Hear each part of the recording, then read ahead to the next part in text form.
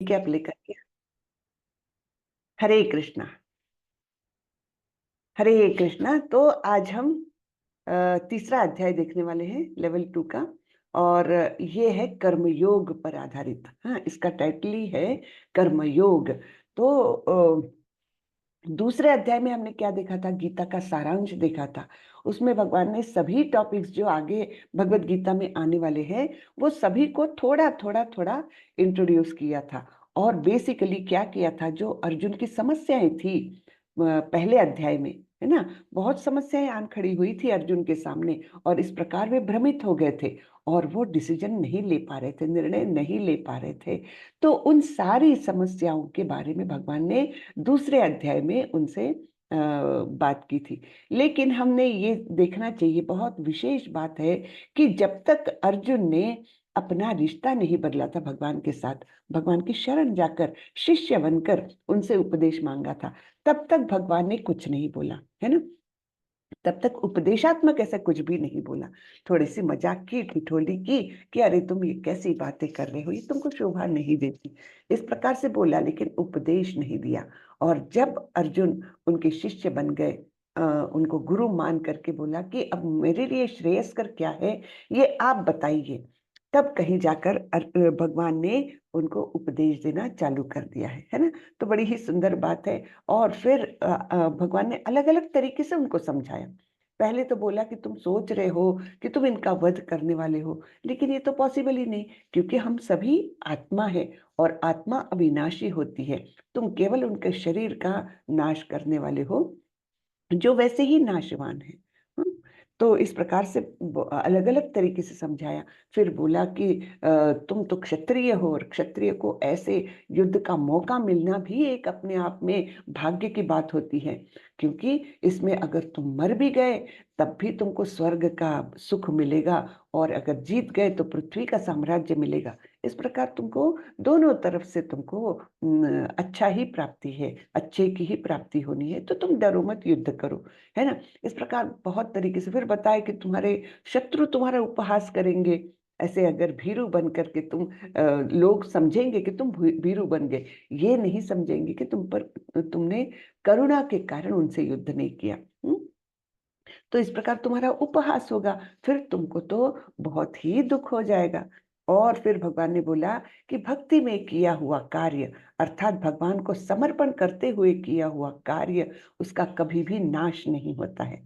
हाँ, हमेशा उसके उसके फल स्वरूप जो है, उसका आशीर्वाद एक प्रकार से वो हमेशा हमारे साथ रहता है।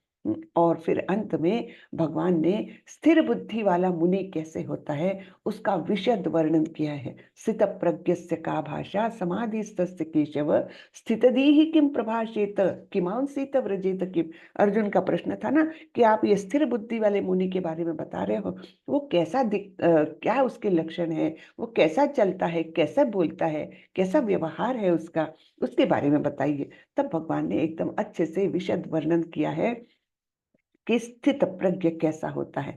उसमें हमने एक बड़ा ही सुंदर उदाहरण कछुए का देखा था, है ना। कछुआ कैसे कोई संकट आता है तो अपनी सारी इंद्रिय खींच लेता है, बिल्कुल वैसे ही जो स्थिर बुद्धि वाले व्यक्ति है वो इंद्रिय विषयों के संपर्क में आते से अपने इंद्रियों को संकुचित कर लेता है, अपने मन को वश में रखता है हमेशा, और इस प्रकार वो इंद्रिय विषयों से हमेशा सुरक्षित रहता है। अपनी इंद्रियों को वश में करके वो हमेशा सुरक्षित रहता है। तो ये सब हमने दूसरे अध्याय में देखा था।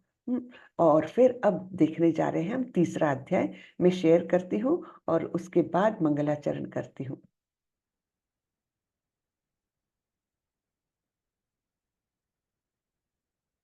हम्म। ओम नमो भगवते वासुदेवाय। ओम नमो भगवते वासुदेवाय। ओम नमो भगवते वासुदेवाय। ओम अज्ञानतिमिरान्धस्य ज्ञानाञ्जनशलाकया चक्षुरुन्मिलितं येन तस्मै श्रीगुरवे नमः। श्रीचैतन्यमनोभीष्टं स्थापितं येन भूतले स्वयं रूपः कदा मह्यं ददाति स्वपदान्तिकं।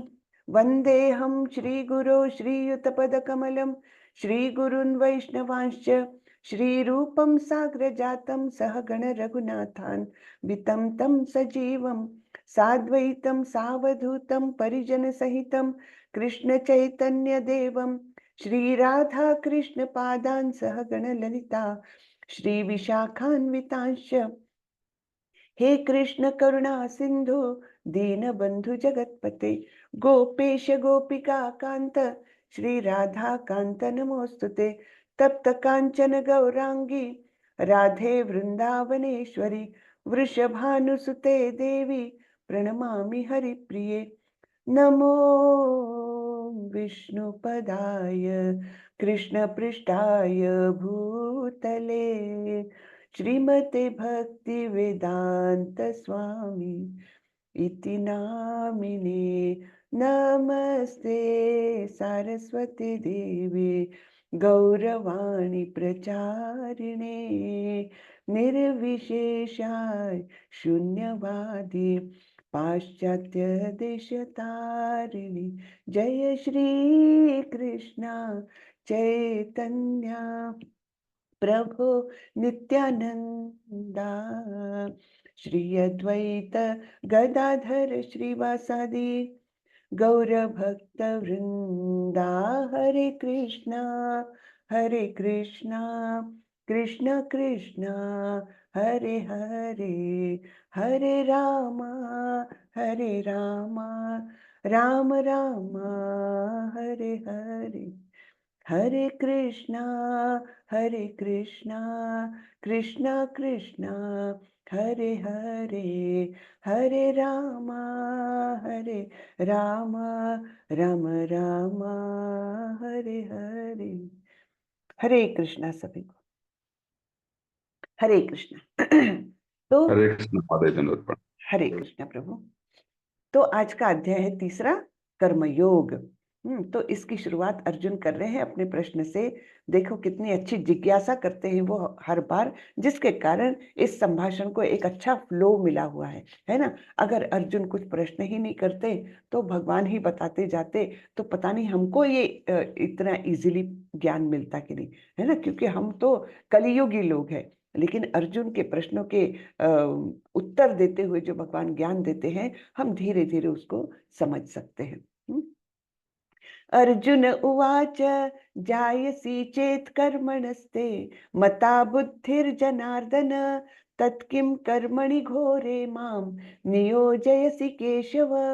अर्जुन ने कहा, हे जनार्दन, हे केशव, यदि आप बुद्धि को सकाम कर्म से श्रेष्ठ समझते हैं तो फिर आप मुझे इस घोर युद्ध में क्यों लगाना चाहते हैं, है ना। घोर युद्ध जहां अनेक जीव अपने मतलब अपना शरीर उनको त्यागना पड़ेगा, अपना उनको मृत्यु आ जाएगी, ऐसा ये घोर युद्ध है, उसमें मुझे क्यों लगा रहे हो। क्योंकि आप तो बोल रहे हो बुद्धि योग अर्थात भक्ति में किया हुआ कार्य ये सकाम कर्म से श्रेष्ठ है, ये आप मुझे बता रहे हो, तो ऐसा क्यों बोल रहे हो मुझे कि युद्ध करो। हम प्रभुपाद जी का तात्पर्य थोड़ा सा पढ़ लेते हैं।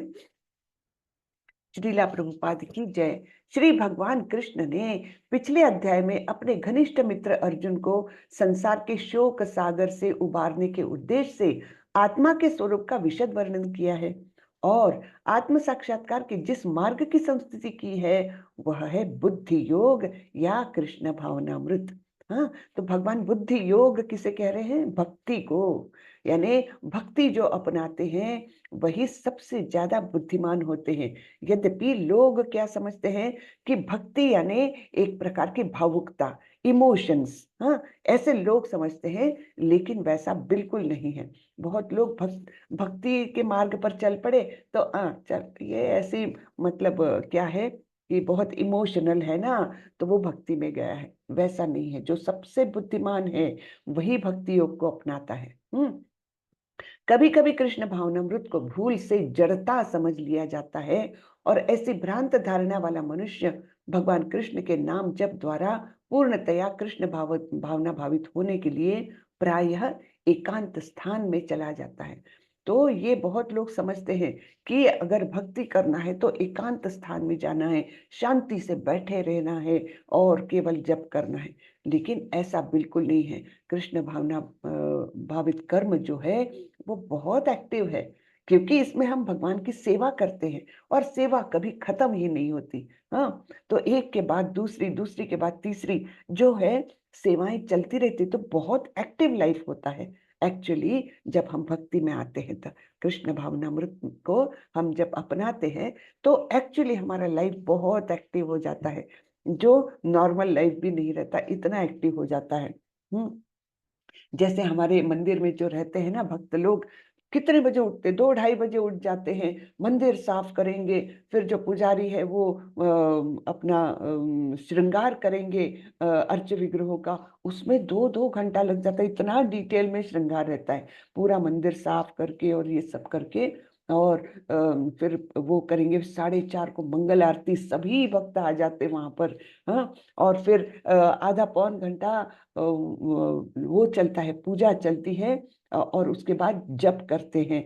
जप कर चलता है करीबन 1-1.5-2 घंटा, और उसके बाद तुरंत से दूसरी आरती का समय हो जाता है, और इस प्रकार से एक्टिविटी चलती रहती है। वह वो करके फिर निकलते हैं बुक डिस्ट्रीब्यूशन के लिए, बुक्स लोगों को बांटते हैं, क्योंकि बुक्स का जो है ना, कृष्ण भावनामृत इस इस्कॉन का जो है, खास करके कृष्ण ये बुक डिस्ट्रीब्यूशन, ये उसकी आत्मा कही जाती है, क्योंकि जैसे जैसे प्रसार होगा वैसे वैसे श्रीला प्रभुपाद का जो मिशन है उसका विस्तार होगा, है ना।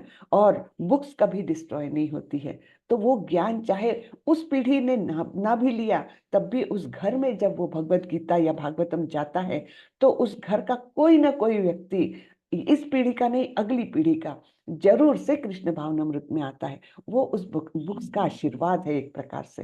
हाँ, तो इसलिए इस प्रकार से मतलब जो भक्त होते हैं बहुत एक्टिव होते हैं। तो ये जो है कि जड़ता है, कृष्ण भावनामृत को जड़ता मान लेते कि एक जगह बैठ के बस जप करते हैं, वो नहीं है, जड़ता नहीं है, बहुत एक्टिव लाइफ होता है ये। हाँ, तो किंतु कृष्ण भावनामृत दर्शन में प्रशिक्षित हुए बिना एकांत स्थान में कृष्ण नाम जप करना ठीक नहीं है। हाँ, जब तक हम अच्छे से प्रशिक्षण नहीं पाते, गुरु के माध्यम से मार्गदर्शन योग्य प्रकार से नहीं पाते, तब तक एकांत में नाम जप करने से कोई फायदा नहीं होता, क्योंकि मन हमारा अत्यंत चंचल है ना। हमने 6 अध्याय में देखा हुआ है, लेवल 1 में भी, कि किस प्रकार अर्जुन बोलते हैं, चंचलम ही मन कृष्णा प्रमाथि बलवत दृढ़म तस्याहम निग्रहम मन्ये वायोरिव दुष्करम। वायु को एक बार में कंट्रोल में कर लूंगा, लेकिन ये मन जो है भयंकर बलवान है, बहुत हठीला है ना, उच्छृंखल है। इस प्रकार से उसको कंट्रोल में करना तो बहुत मुश्किल है। इसलिए बोला जाता है कि एकांत में कृष्ण नाम का जप करना ठीक नहीं है, जब तक आपका लेवल उतना नहीं आ जाता। इससे अबोध जनता से केवल सस्ती प्रशंसा प्राप्त हो सकेगी।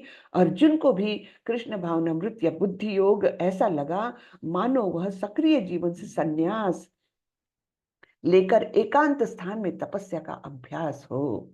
दूसरे शब्दों में वह कृष्ण भावनामृत को बहाना बनाकर चातुर्य पूर्वक युद्ध से जी छुड़ाना चाहता था, किंतु एक अनिष्ट शिष्य होने के नाते उसने यह बात अपने गुरु के समक्ष रखी और कृष्ण से सर्वोत्तम कार्य विधि के विषय में प्रश्न किया।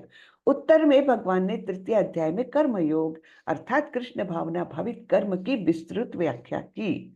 तो ये हमको एकदम सुंदरता से समझा दिया प्रभुपाद जी ने कि 3 अध्याय में कर्मयोग के बारे में क्यों बोल रहे हैं, और अर्जुन का ऐसा प्रश्न पूछने के पीछे क्या उद्देश्य था। उसको लगा कि चलो मुझे छुटकारा मिल जाएगा, क्योंकि ये तो बुद्धि योग श्रेष्ठ बता रहे हैं, चलो मैं यहाँ से निकल जाता हूँ और भक्ति करने में बस अपने आप को डुबा देता हूँ। लेकिन कृष्ण समझाते हैं कि जो तुम समझ रहे हो वो बुद्धि योग नहीं है, बुद्धि योग ये है, आगे जाके बताएंगे हम। व्यामिश्रेणेव वाक्येन बुद्धिं मोहयसीव मे तदेकं वद निश्चित्य येन श्रेयोऽहमाप्नुयाम्। आपके व्यामिश्रित यानी अनेकार्थक उपदेशों से मेरी बुद्धि मोहित हो गई है, अतः कृपा करके निश्चय पूर्वक मुझे बताएं कि इनमें से मेरे लिए सर्वाधिक श्रेयस्कर क्या होगा। तो ये अर्जुन अपना प्रश्न एक्सटेंड कर रहे हैं कि आपके जो आपकी बातें हैं ना, उसमें से तो अनेक अर्थ निकल रहे हैं, तो मुझे आप निश्चित रूप से बताएं कि क्या करना, मेरे लिए क्या करना अच्छा है। हम्म श्रीभगवानुवाच लोकेऽस्मिन् द्विविधा निष्ठा पुरा प्रोक्ता मया नघ ज्ञानयोगेन सांख्यानां कर्मयोगेन योगिनां। श्री भगवान ने कहा, हे निष्पाप अर्जुन, मैं पहले ही बता चुका हूँ कि आत्म साक्षात्कार का प्रयत्न करने वाले दो प्रकार के पुरुष होते हैं। कुछ इसे ज्ञान योग द्वारा समझने का प्रयत्न करते हैं, तो कुछ भक्तिमय सेवा के द्वारा, भक्तिमय सेवा के द्वारा। ठीक है, ये केवल भक्ति यानी एकांत स्थान में बैठना है नहीं है, ये सेवा है, और सेवा अत्यंत एक्टिव रहती है ना। तो आगे बढ़ते हैं। न कर्मणामनारंभा नैष्कर्म्यं पुरुषोश्नुते न च संन्यसनादेव सिद्धिं समधिगच्छति। न तो कर्म से विमुख होकर कोई कर्मफल से छुटकारा पा सकता है, और न केवल संन्यास से सिद्धि प्राप्त की जा सकती है। तो कर्म से विमुख होना, हमने दूसरे अध्याय में श्लोक देखा था ना, कल प्रभु जी ने पूछा भी था उसके बारे में, कि वहां पर क्या बताया था, कर्मण्येवाधिकार रस्ते माँ फलेषु कदाचन माँ कर्म फल हेतुर्भुर माते संगोत्स्व अकर्मणि। यानी निष्क्रिय बैठना ये भी तुम्हारे लिए कोई ऑप्शन है ही नहीं, उसके प्रति तुम आसक्त मत रहो, है ना। निष्क्रिय बैठना, अकर्म को ऐसा बताया है। हाँ, तो यहाँ पर बताया है कि इस प्रकार से कोई कर्म से विमुख होकर कोई कर्म फल से छुटकारा नहीं पा सकता। यानी मैं कोई काम ही नहीं कर रहा हूं तो मेरा कर्म ही नहीं है, इसलिए मुझे कर्म फल नहीं मिलेगा, ऐसा समझना एकदम गलत है। ये भगवान बता रहे हैं। कर्म से विमुख होकर कर्म नहीं करना, ऐसा सोचकर कोई कर्म फल से के बंधन से छुटकारा नहीं पा सकता। हम्म तो यहाँ पर थोड़ा सा तात्पर्य पढ़ लेते हैं हम। तात्पर्य पढ़ने से क्या होता है कि प्रभुपाद जी बहुत सुंदर तरीके से समझाते हैं, और हमारे भी कंसेप्ट एकदम क्लियर होने लगते हैं, और आप लोगों में भी, मुझ में भी रुचि जागृत होती है कि प्रभुपाद जी के तात्पर्य को का अभ्यास करें। हाँ? भौतिकतावादी मनुष्य के हृदय को विमल करने के लिए जिन कर्मों का विधान किया गया है, उनके द्वारा शुद्ध हुआ मनुष्य ही संन्यास ग्रहण कर सकता है। हाँ, तो जो हमारा हृदय है उसको पहले शुद्ध करना है। भौतिकतावादी मनुष्य के हृदय को विमल करने के लिए जिन कर्मों का विधान किया गया है, ऐसे कुछ कर्म शास्त्रों में बताए गए हैं जिसके करने से हमारा जो अंतःकरण है वो शुद्ध होता है। तो ऐसा जिसका अंतःकरण एकदम विशुद्ध है, वही मनुष्य संन्यास ले सकता है। शुद्धि के बिना अनायास संन्यास ग्रहण करने से सफलता नहीं मिल पाती, है ना। हम देखते हैं कि कई लोग भगवे कपड़े परिधान कर लिए, मालाएं, रुद्राक्ष की ढेर सारी मालाएं पहन ली, दाढ़ी और बाल बढ़ा लिए, और बोलते हमने संन्यास लिया, लेकिन उनका मन कहाँ भटकता रहता है, इंद्रिय विषयों में भटकता रहता है। उसके बारे में भी आगे श्लोक आएगा कि इस प्रकार से जो जबरदस्ती ऊपरी दिखावे के लिए संन्यास लेता है, लेकिन मन इंद्रियों विषयों से दूर नहीं हट पाता, वो मिथ्याचार करता है। ये अभी आगे हम छठे श्लोक में देखने वाले हैं इसी अध्याय के। हम्म तो शुद्धि के बिना अनायास संन्यास ग्रहण करने से सफलता नहीं मिल पाती। ज्ञान योगियों के अनुसार संन्यास ग्रहण करने अथवा सकाम कर्म से विरत होने से ही मनुष्य नारायण के समान हो जाता है। किंतु भगवान कृष्ण इस मत का अनुमोदन नहीं करते। ठीक है, ज्ञान योगी ऐसे समझते हैं कि संन्यास ग्रहण करने से या फिर सकाम कर्मों से एकदम रहित होकर के जीवन जीने से हम भगवान के समान हो जाते हैं, लेकिन बिल्कुल नहीं, भगवान इसका अनुमोदन नहीं करते। हृदय की शुद्धि के बिना संन्यास सामाजिक व्यवस्था में उत्पात उत्पन्न करता है। हाँ, दूसरी ओर यदि कोई नियत कर्मों को न करके भी भगवान की दिव्य सेवा करता है, तो वह उस मार्ग में जो कुछ भी उन्नति करता है उसे भगवान स्वीकार कर लेते हैं। तो कितनी सारी कंसेप्ट यहाँ पर भगवान ने बताया, प्रभुपाद जी ने क्लियर की है कि जिनका हृदय ही शुद्ध नहीं है, जो इंद्रिय विषयों में अभी भी आसक्ति रखते हैं, हम इंद्रियों को खींच लिया है लेकिन मन उसमें आसक्त है, तो उसका संन्यास कभी सफल नहीं होगा।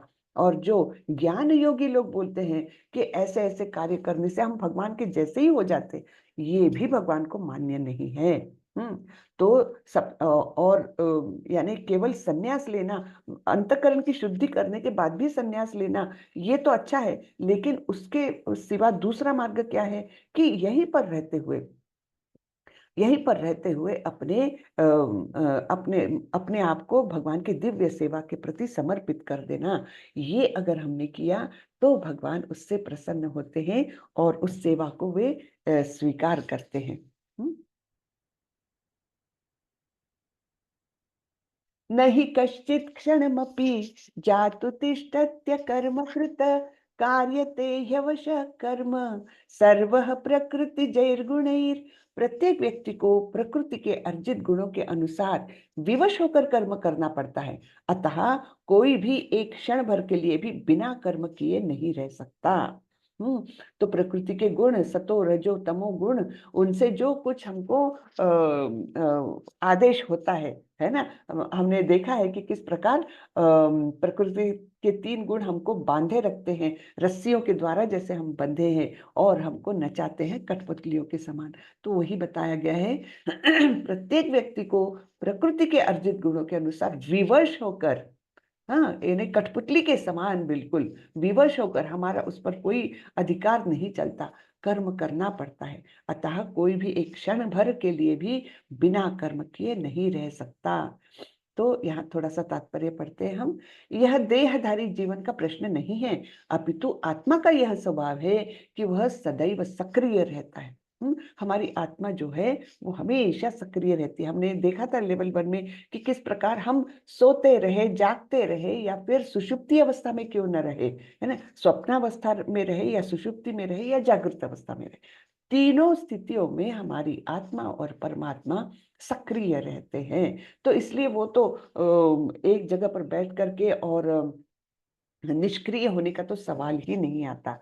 यह शरीर मृत वाहन के समान है जो आत्मा द्वारा चलित होता है, क्योंकि आत्मा सदैव गतिशील यानी सक्रिय रहता है और वह एक क्षण भर के लिए भी नहीं रुकता। अतः आत्मा को कृष्ण भावनामृत के सत्कर्म में प्रवृत्त रखना चाहिए, अन्यथा वह माया द्वारा शासित कार्यों में प्रवृत्त होगा। तो देखिए, हमारा स्वरूप है कि हम किसी ना किसी की सेवा में रत रहते ही है। अगर हम कृष्ण की सेवा नहीं करते तो हम माया की सेवा करेंगे, है ना। तो सेवा तो हमारा स्वभाव धर्म है, उससे हम छुटकारा नहीं पा सकते, सेवा करेंगे ही करेंगे। तो कृष्ण की ओर क्यों न मोड़ा जाए। जब कृष्ण की ओर हमारे सारी एनर्जी मुड़ेगी, हमारी इच्छाएं, है ना, कर्म, सब कुछ भगवान की तरफ मुड़ेंगे, तब हमको माया प्रभावित नहीं कर सकती। अगर हम कृष्ण की तरफ नहीं देखते हैं, विमुख हो जाते, तो निश्चित रूप से हमको माया की सेवा करनी पड़ेगी, है ना। माया हमको धर दबोचेगी। माया के संसर्ग में आकर आत्मा भौतिक गुण प्राप्त कर लेता है, और आत्मा को ऐसे आकर्षणों से शुद्ध करने के लिए यह आवश्यक है कि शास्त्रों द्वारा आदिष्ट कर्मों में इसे संलग्न रखा जाए। किंतु यदि आत्मा कृष्ण भावनामृत के अपने स्वाभाविक कर्म में निरत रहता है, तो वह जो भी करता है उसके लिए कल्याणप्रद है।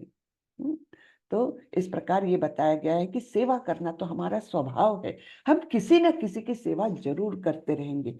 तो वो हमने कृष्ण की करना चाहिए, जिससे कि हम माया के चंगुल से बचे रहें। कर्मेन्द्रियाणि संयम्य य आस्ते मनसा स्मरन् इंद्रियार्थान विमूढ़ात्मा मिथ्याचारः स उच्यते। तो जो कर्मेंद्रियों को तो वश में करता है, किंतु जिसका मन इंद्रिय विषयों का चिंतन करता रहता है, वह निश्चित रूप से स्वयं को धोखा देता है और मिथ्याचारी कहलाता है। तो अभी हम डिस्कस कर रहे थे ना कि ऐसा जिसका अंतःकरण विमल नहीं है, शुद्ध नहीं है, और वो बाह्य दृष्टि से अगर जाकर के संन्यास ग्रहण करता है, तो क्या होता है, वो मिथ्याचार है, क्योंकि उसका मन उधर ही भागता है। तो कर्मेंद्रियों को वश में कर लिया है उसने। हाँ, मैं ये नहीं खाऊंगा, मैं ऐसा करूंगा, मैं यहाँ बैठूंगा, मैं ऐसे ही कपड़े पहनूंगा, मैं बाल ऐसे ही रखूंगा, ये बाह्य उससे उसने कर लिया है। हाँ, अपने कर्मेंद्रियों को वश में कर लिया है, लेकिन मन तो बड़ा प्रबल है।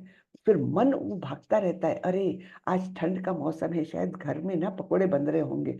अगर मन उधर है तो फिर यहाँ शरीर रख के क्या फायदा, है ना?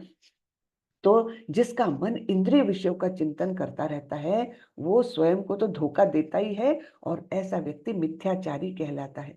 हम देखते हैं ना, आजकल के समाज में हम कई ऐसे बाबाओं के बारे में सुनते हैं कि वे बाह्य रूप से तो बहुत, अपने को लगेगा बिल्कुल विरक्त है, किसी चीज में इनको आसक्ति नहीं है ना? ऐसे कपड़े पहनते हैं, ऐसे बिछौने पर सोते हैं, बिल्कुल ऐसा खाना खाते हैं, है ना? हमको बड़ा आदर हो जाएगा उनके प्रति। लेकिन होता क्या है, उनका मन कहीं ना कहीं आसक्त है इंद्रिय विषयों के उपभोग में। और फिर क्या होता है, कभी ना कभी वो झूठ का वो बलून जो है ना, वो फूट जाता है, और फिर हमको पता चलता है, अरे ये साधु बाबा ये ऐसा करते हैं, ऐसा इनका व्यवहार है, हाँ, छुप छुप के ये ऐसे काम करते हैं। तो हमारा एकदम विश्वास सभी लोगों पर से उठ उठ जाता है। फिर हमको लगने लगता है, अरे ये साधु वगैरह जो है, झूठ मूठ का ही है सब कुछ, है ना? तो इसके कारण क्या है, समाज में हमारे बड़े उथल पुथल हो जाती है, बहुत आता है यहाँ वहां से सुनने को मिलता। और फिर जो अच्छे लोग हैं, अच्छे भक्त हैं, उनके प्रति भी हमारे मन में श्रद्धा नहीं रह पाती, बहुत संशय सब मन में रहता है कि सच्ची में ये है अच्छा कि नाटक कर रहा है, पता नहीं, है ना? तो ये क्या होता है, समाज में उत्पात मचाने वाली क्रिया हो जाती है। उनको मिथ्याचारी कहा जाता है। उनका मन इंद्रिय विषयों में है, तन उन्होंने खींच लिया है बाहर। हम्म। यत्स्विन्द्रियाणि मनसा नियम्यारभतेऽर्जुन कर्मेन्द्रियैः कर्मयोगम असक्तः स विशिष्यते। दूसरी ओर यदि कोई निष्ठावान व्यक्ति अपने मन के द्वारा कर्मेंद्रियों को वश में करने का प्रयत्न करता है और बिना किसी आसक्ति के कर्मयोग यानी कृष्ण भावनामृत में प्रारंभ करता है, तो वह अति उत्कृष्ट है। तो सबसे पहले वो व्यक्ति क्या करता है, अपने आप को शुद्ध करता है, अपने मन को वश में करता है, और मन के द्वारा कर्मेंद्रियों को वश में करता है। पहले कर्मेंद्रियों को केवल वश में किया तो वो मिथ्याचार की ओर जाएगा, लेकिन पहले मन को वश में किया और फिर कर्मेंद्रियों को वश में किया, और बिना किसी आसक्ति के कृष्ण भावनामृत में आता है वो, तब फिर वो अत्यंत उत्कृष्ट है, ऐसे भगवान बोल रहे हैं। नियतं कुरु कर्म त्वं कर्मज्जायो ह्यकर्मणः शरीरयात्रापि च ते न प्रसिद्धेद अकर्मणः। अपना नियत कर्म करो, क्योंकि कर्म न करने की अपेक्षा कर्म करना श्रेष्ठ है। हाँ, तो अकर्म को यहाँ पर भी जो कहा गया है वो कर्म न करना। अब इसके बारे में, अकर्म के बारे में हम अगले अध्याय में भी पढ़ने वाले हैं। तो वहां पर अकर्म यानी कृष्ण भावनामृत वाली एक्टिविटीज को भी बताया गया है। क्यों? क्योंकि लोगों को लगता है कि ये तो नाम जप करते हुए बैठा, 2 घंटे से एक जगह निठल्ला बैठा है, लोगों को लगता है कि ये कुछ भी नहीं कर रहा, लेकिन वो कर्म उसका सबसे महान होता है ना? जब वो शांति से बैठकर भगवान का नाम लेता है, तो वो अकर्म हुआ कृष्ण भावनामृत में एक्टिविटी। हाँ, तो हम देखने वाले हैं आगे। तो यहाँ पर भी हम देखते हैं कि अपना नियत कर्म करो, क्योंकि कर्म न करने की अपेक्षा कर्म करना श्रेष्ठ है। अपना नियत कर्म करो, जो तुम्हारा कर्तव्य है वो तुमको करना ही चाहिए। कर्म के बिना तो शरीर निर्वाह भी नहीं हो सकता। हम्म। तो ऐसे अनेक छद्म ध्यानी हैं जो अपने आप को उच्च कुलीन बताते हैं, तथा ऐसे बड़े बड़े व्यावसायी व्यक्ति हैं जो झूठा दिखावा करते हैं कि आध्यात्मिक जीवन में प्रगति करने के लिए उन्होंने सर्वस्व त्याग दिया है। श्री कृष्ण यह नहीं चाहते कि अर्जुन अर्जुन मिथ्याचारी बने, अपितु वे चाहते थे कि अर्जुन क्षत्रियों के लिए निर्दिष्ट धर्म का पालन करे। हाँ, तो क्या चाहते हैं भगवान कि एक एग्जाम्पल सेट करना है, निष्क्रिय बन के मत रहो, तुमको अपने कर्तव्य करते करते ही रहना है। अर्जुन गृहस्थ था और एक सेना नायक था, अतः उसके लिए श्रेयस्कर था कि वह उसी रूप में गृहस्थ क्षत्रिय के लिए निर्दिष्ट धार्मिक कर्तव्यों का पालन करे। तो जो जिस रोल में है उस रोल को छोड़कर नहीं जाना है, उसी में अपना अपने भक्ति को आगे बढ़ाना है ना? यज्ञार्थात् कर्मणोऽन्यत्र लोकोऽयं कर्म बंधनः तदर्थं कर्म कौन्तेय मुक्त संग समाचर। श्री विष्णु के लिए यज्ञ रूप में कर्म करना चाहिए, अन्यथा कर्म के द्वारा इस भौतिक जगत में बंधन उत्पन्न होता है। अतः हे कुंती पुत्र, उनकी प्रसन्नता के लिए अपना नियत कर्म करो, इस तरह तुम बंधन से सदा मुक्त रहोगे, है ना। तो हर कर्म को हमको कैसे करना चाहिए? यज्ञ के रूप में। यज्ञ ये श्री विष्णु का एक नाम भी है, तो यज्ञ के रूप में यानी श्री विष्णु को समर्पित करते हुए उनको प्रसन्न करने के लिए कर्म करना चाहिए। ऐसा नहीं किया तो निश्चित रूप से कर्म बंधन उत्पन्न होता है। सह यज्ञा प्रजा सृष्ट्वा पुरोवाच प्रजापतिः अनेन प्रसविष्वध्वम् एषवोस्तिष्ठ कामधुक। सृष्टि के प्रारंभ में समस्त प्राणियों के स्वामी अर्थात प्रजापति ने विष्णु के लिए यज्ञ सहित मनुष्यों तथा देवताओं की संततियों को रचा और उनसे कहा, तुम इस यज्ञ से सुखी रहो, क्योंकि इसके करने से तुम्हें सुख पूर्वक रहने तथा मुक्ति प्राप्त करने के लिए समस्त वांछित वस्तुएं प्राप्त हो सकेगी। हाँ, तो ये मतलब ये परंपरा से आ रहा है कि प्रजापतियों ने भी इस प्रकार से यज्ञ किए। क्यों किए? कि इस भौतिक जगत में रहना है, अपने नियत कर्तव्य करते हुए यज्ञ के स्वरूप में, और फिर सुख पाना है। इस यज्ञ से तुम सुखी रहो, क्योंकि ये यज्ञ तुमको मुक्ति की ओर ले जाएगी और यहाँ पर जो वांछित वस्तुएं हैं उसकी भी प्राप्ति हो जाएगी। देवान् भावयतानेन ते देवा भावयन्तु वः परस्परं भावयन्तः श्रेयः परमवाप्स्यथ। यज्ञ के द्वारा प्रसन्न होकर देवता तुम्हें भी प्रसन्न करेंगे और इस तरह मनुष्य तथा देवताओं के मध्य सहयोग से सबों को संपन्नता प्राप्त होगी, है ना। तो तुम यज्ञ करोगे, देवता प्रसन्न होंगे, देवता प्रसन्न होकर तुमको संपन्न करेंगे, और फिर तुम यज्ञ करोगे, फिर देवता प्रसन्न होकर तुमको, यानी ये आदान प्रदान चलता रहेगा अगर तुम यज्ञ करते रहोगे, अर्थात समर्पण की भावना से अपने नियत कर्तव्य करते रहोगे, तो ये लेन देन चलता रहेगा और सब जगह समृद्धि आएगी। ये बता रहे हैं। इष्टान् भोगान् हि वो देवा दास्यन्ते यज्ञ भावितः तैर्दत्तान् प्रदायैभ्यो यो भुङ्क्ते स्तेन एव सः। स्तेन, स्तेन यानी चोर, हाँ, स्तेन एव सः यानी वो चोर है। कौन चोर है?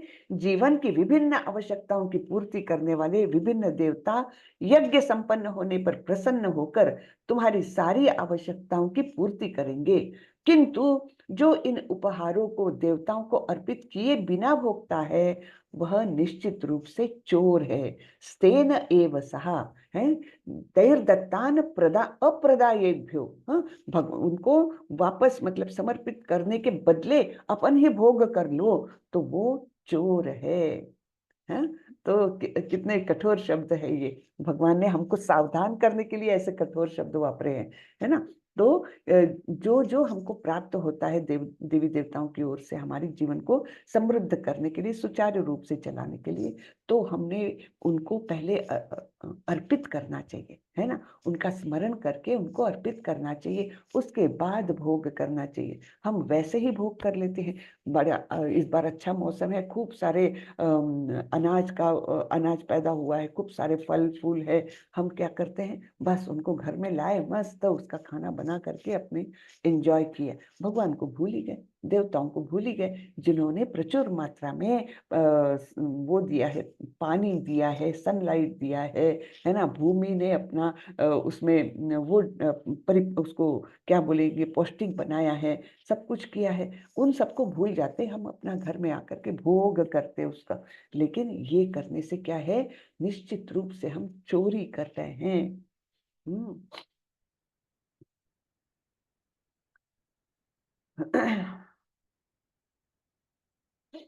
मनुष्य को यह जानना चाहिए कि जीवन की सारी आवश्यकताएं भगवान के देवता प्रतिनिधियों द्वारा ही पूरी की जाती है।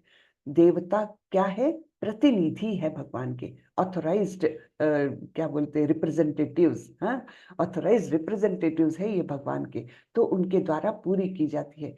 कोई कुछ बना नहीं सकता, उदाहरणार्थ मानव समाज के भोज्य पदार्थों को ले। इन भोज्य पदार्थों में शाकाहारियों के लिए अन्न, फल, शाक, दूध, चीनी आदि है, तथा मांसाहारियों के लिए मांसादि, जिनमें से कोई भी पदार्थ मनुष्य बना नहीं सकता। हाँ, तो एक और उदाहरण ले, यथा ऊष्मा, प्रकाश, जल, वायु आदि जो जीवन के लिए आवश्यक है, इनमें से किसी को बनाया नहीं जा सकता। क्या हम सूर्य प्रकाश बना सकते हैं? नहीं, है ना? क्या हम चंद्रमा की शीतलता बना सकते हैं? नहीं, है। तो इस प्रकार ये कुछ भी हम बना नहीं सकते। परमेश्वर के बिना न तो प्रचुर प्रकाश मिल सकता है, न चांदनी, वर्षा या प्रातःकालीन समीर हो, जिनके बिना मनुष्य जीवित नहीं रह सकता। स्पष्ट है, यानी अभी हम देख रहे हैं ना कैसा पोल्यूशन है दिल्ली में। हाँ, जीवन जीना मुश्किल हो रहा है, लोगों को बीमारियां हो रही है। ये क्यों हो रहा है? क्योंकि हम केवल अपने उपभोग में लीन हैं। हम भगवान का आदेश और भगवान को समर्पण की वृत्ति, ये सब तो है ही नहीं, और इसलिए हम सफर कर रहे हैं, है ना? तकलीफें पा रहे हैं।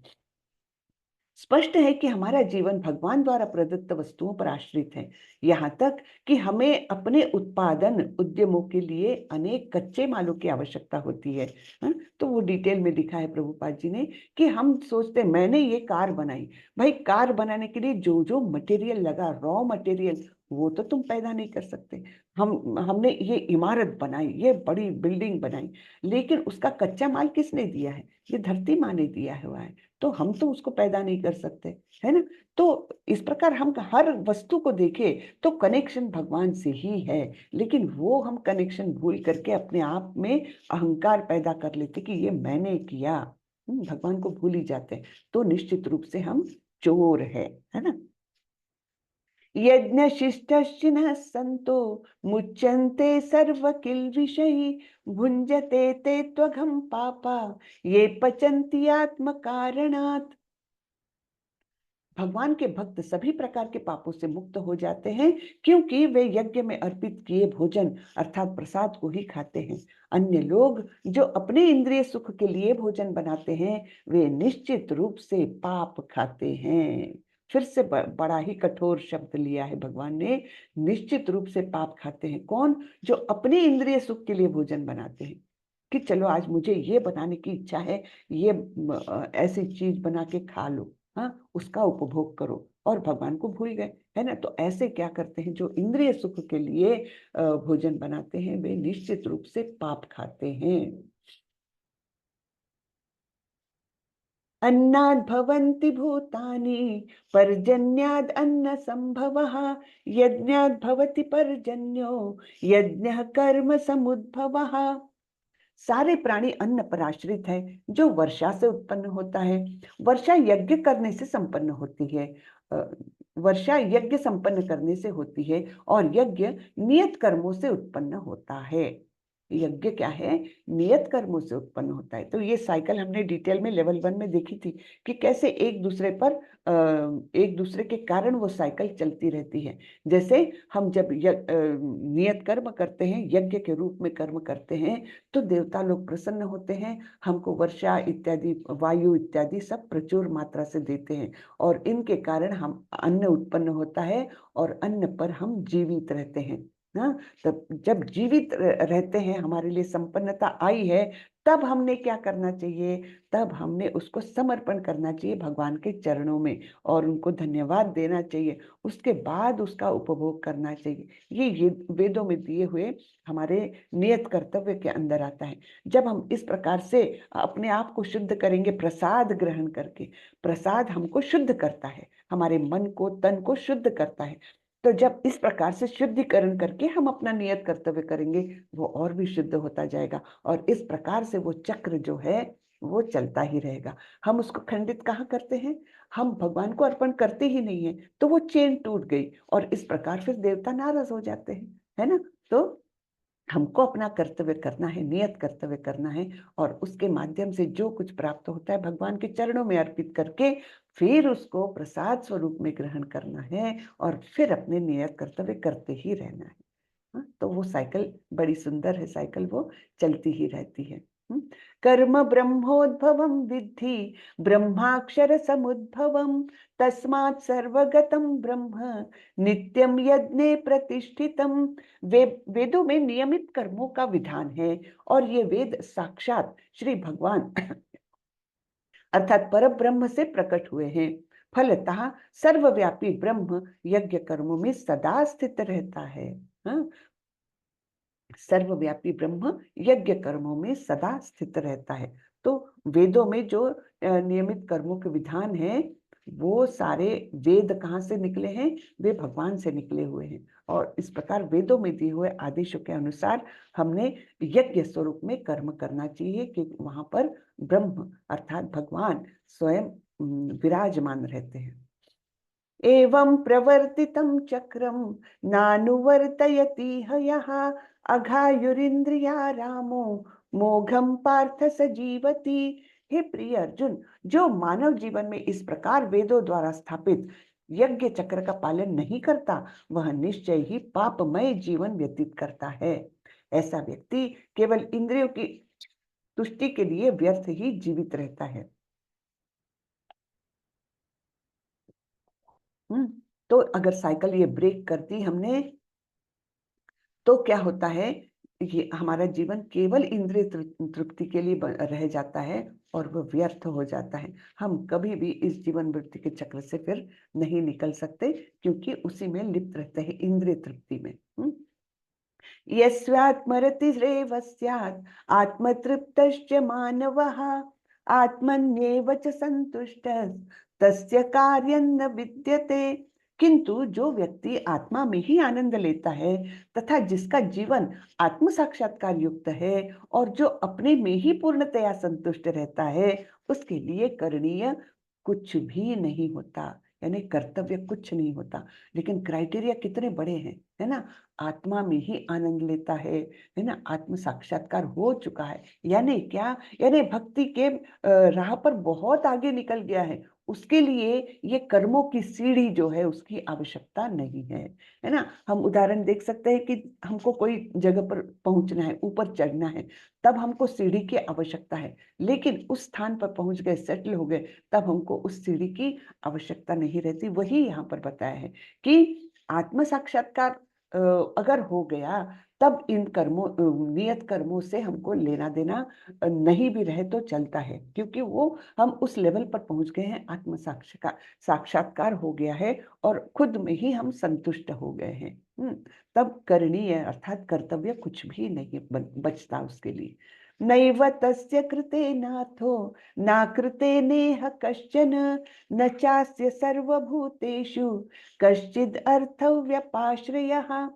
स्वरूप सिद्ध व्यक्ति के लिए न तो अपने नियत कर्मों को करने की आवश्यकता रह जाती है, न ऐसे कर्म न करने का कोई कारण ही रह जाता है ना? यानी कर्म करो, नियत कर्म करो या ना करो, उसमें आत्म साक्षात्कार जिसका हो गया है, उसके लिए ये दोनों भी बातें कोई मायने नहीं रखती। नियत कर्तव्य करना या न करना, उससे उसको कोई फर्क नहीं पड़ता। उसे किसी अन्य जीव पर निर्भर रहने की आवश्यकता भी नहीं रह जाती। अब वो जब आत्म साक्षात्कार हो गया है, भगवत प्राप्ति हो गई है, तब वो भौतिक रूप से इस शरीर में रहते हुए भी उसको भौतिकता से कोई वास्ता ही नहीं रहता। तस्मादसक्तः सततं कार्यं कर्म समाचर असक्तो ह्याचरन् कर्म परमाप्नोति पुरुषः। अतः कर्म फल में आसक्त हुए बिना मनुष्य को अपना कर्तव्य समझकर निरंतर कर्म करते रहना चाहिए, क्योंकि अनासक्त होकर कर्म करने से उसे पर ब्रह्म की प्राप्ति होती है। हाँ, तो वो तो अभी 2-3 श्लोक जो बताए वो तो आत्म साक्षात्कार जिसका हो गया है उसके लिए है। लेकिन हम लोग तो, सामान्य लोग तो उस लेवल पर है ही नहीं, बहुत दूर दूर तक नहीं है। तो हमको क्या करना है? कर्म फल में आसक्त हुए बिना अपना कर्तव्य करना है और निरंतर काम करना है। बैठे ठाले नहीं रहना है, निरंतर कोई ना कोई एक्टिविटी करते रहना चाहिए। हाँ, यानी कोई भी हमारा समय ऐसा न हो कि हम एकदम निष्क्रिय है। हाँ? वो नहीं, समय का महत्व समझना चाहिए और निरंतर कार्य करते रहना चाहिए, क्योंकि अनासक्त होकर कर्म करने से उसको परब्रह्म की प्राप्ति होती है। कर्मण्येव हि संसिद्धिम् आस्थिता जनकादयः लोकसंग्रहमेवापि संपश्यन् कर्तुम् अर्हसि। जनक जैसे राजाओं ने केवल नियत कर्मों को करने से ही सिद्धि प्राप्त की, अतः सामान्य जनों को शिक्षित करने की दृष्टि से तुम्हें कर्म करना चाहिए। तो यहाँ पर भगवान उदाहरण भी दे रहे हैं कि किस प्रकार केवल नियत कर्म करने से जनक जैसे राजा अपने मुक्त हो गए, सिद्धि प्राप्त कर ली। तुमको भी ऐसे ही करना चाहिए, क्योंकि तुमको सारे सामान्य जन देख रहे हैं, सामान्य जन तुमको फॉलो कर रहे हैं, तो इसलिए उनको शिक्षित करने के लिए तुमको कर्म करते ही रहना चाहिए, निष्क्रिय होकर नहीं जाना चाहिए, है ना। यद यद आचरति श्रेष्ठ तत्तद एवेतरो जनः स यत् प्रमाणं कुरुते लोकस्तद अनुवर्तते। ये श्लोक मैं लेती हूँ। किसी को श्लोक बोलना है तो एक दो लोगों को हम चांस दे सकते हैं, ज्यादा समय तो नहीं है। कोई बोलना चाहेगा तो फटाक से हाथ ऊपर करिए, हैंड रेस करिए। कोई बोलना चाहता है श्लोक तो। महापुरुष जो जो आचरण करता है, सामान्य व्यक्ति उसी का अनुसरण करते हैं। वह अपने अनुसरणीय कार्य से जो आदर्श प्रस्तुत करता है, संपूर्ण विश्व उसका अनुसरण करता है। तो यद यद आचरति श्रेष्ठ, तो हमारा भी स्थान कहीं ना कहीं संगीता शुक्ला माता जी आपको करना है, जरूर करिए। चलिए, यद यद आचरति श्रेष्ठ करिए, रिसाइट करिए। हरे कृष्णा। माता जी 2 मिनट अभी मैं करना है, हैंडस क्या आप तब तक करते रहिए, मैं बोलती हूँ आपको। ठीक है, अगला श्लोक कर लीजिए, कोई बात नहीं। हाँ, तो हम लोग भी कहीं ना कहीं एक श्रेष्ठ व्यक्ति के स्थान पर होते हैं। जैसे हम घर के बड़े हैं तो हम घर के लिए श्रेष्ठ व्यक्ति हैं। ऑफिस में अगर हम बॉस है तो वहां के लिए हम श्रेष्ठ हैं, या नेता है तो समाज के लिए हम श्रेष्ठ हैं। तो जो श्रेष्ठ लोगों का आचरण होगा, सामान्य लोग उसी के प्रकार आचरण करने का प्रयत्न करेंगे, उनका अनुसरण करने का प्रयत्न करेंगे, है ना। जैसे हम देखते हैं ऑफिस में, मैं ये उदाहरण हमेशा देती हूँ क्योंकि कॉमन समझ में आता है, इसके लिए लेवल 1 में भी शायद दिया ही होगा। तो जैसे ऑफिस में अगर बॉस 12-1 बजे आने वाला हो तो फिर क्या होगा, सारे लोग 11:30 तक आराम से आते हैं। और वही बॉस अगर 9 o'clock एकदम शार्प 9 बजे ऑफिस में है ही, तो लोग भाग दौड़ करके कैसे भी करके 8:30 पौने 9 तक ऑफिस पहुंचते हैं। क्यों? क्योंकि यद यद आचरति श्रेष्ठ, हमारे बॉस जल्दी आते तो मेरे को तो जाना पड़ेगा ही, है ना। तो उसी प्रकार अपने अनुसरणीय कार्यों से वे लोग आदर्श प्रस्तुत करते हैं, श्रेष्ठ लोग, और फिर सारे लोग उनका अनुसरण करते हैं, है ना। तो चलिए अगला श्लोक लेती हूँ फिर इनको। न मे पार्थास्ति कर्तव्यम त्रिषु लोकेषु किंचन नानवाप्तम अवाप्तव्यम वर्त एव च कर्मणि। संगीता माता जी बोलिए। हरे कृष्णा माता जी। हरे कृष्ण। न मे पार्थास्ति कर्तव्यं त्रिषु लोकेषु किंचन नानवाप्तमवाप्तव्यं वर्त एव च कर्मणि। जी, बहुत अच्छे, धन्यवाद। हरे कृष्ण। तो अमरेंद्र प्रभु, मैं अगले श्लोक में आपको बोलती हूँ। तो हे पृथा पुत्र, तीनों लोकों में मेरे लिए कोई भी कर्म नियत नहीं है। न मुझे किसी वस्तु का अभाव है और न आवश्यकता है, तब भी मैं नियत कर्म करने में तत्पर रहता हूँ, है ना। क्या बोल रहे हैं कि मैं तो भगवान हूँ, मेरे पास तो सारा ही ऐश्वर्य है, तो मुझे कर्म करने की कोई आवश्यकता है ही नहीं, है ना।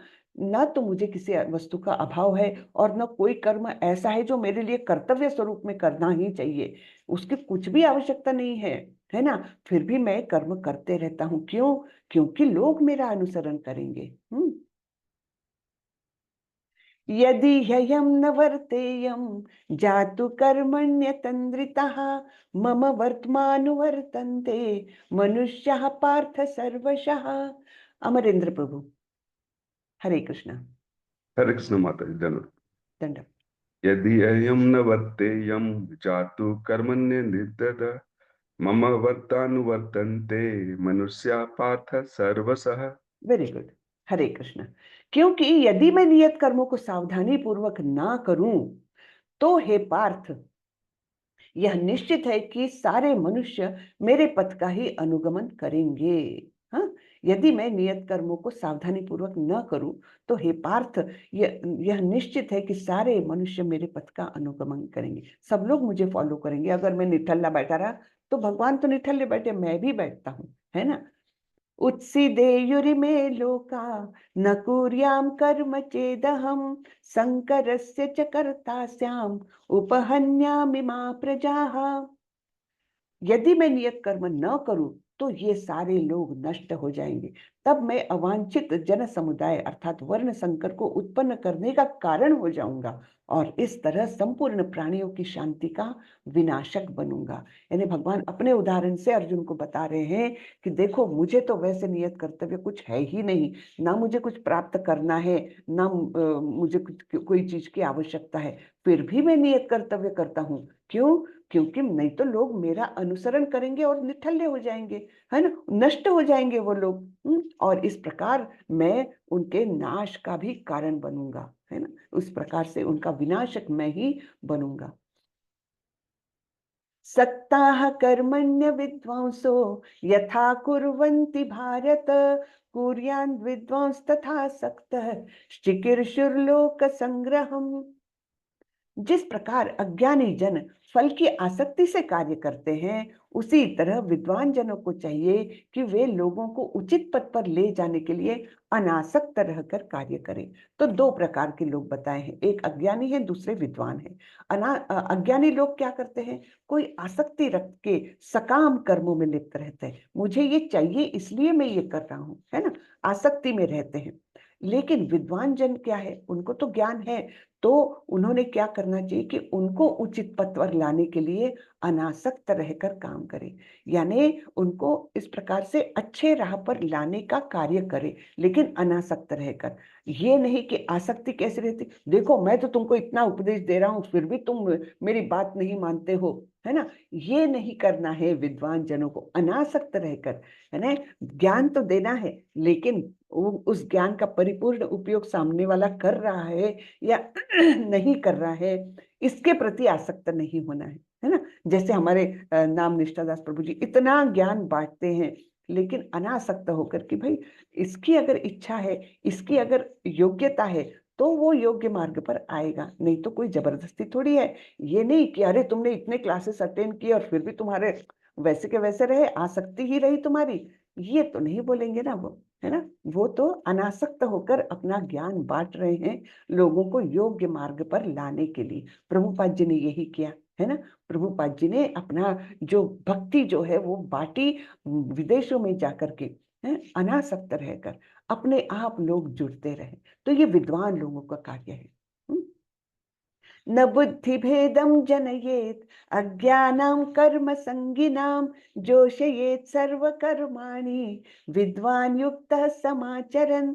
विद्वान व्यक्ति को चाहिए कि वह सकाम कर्मों में आसक्त अज्ञानी पुरुषों को कर्म करने से रोके नहीं, ताकि उनके मन विचलित न हो, अपितु भक्ति भाव से कर्म करते हुए वह उन्हें सभी प्रकार के कार्यों में लगाए, जिससे कृष्ण भावनामृत का क्रमिक विकास हो।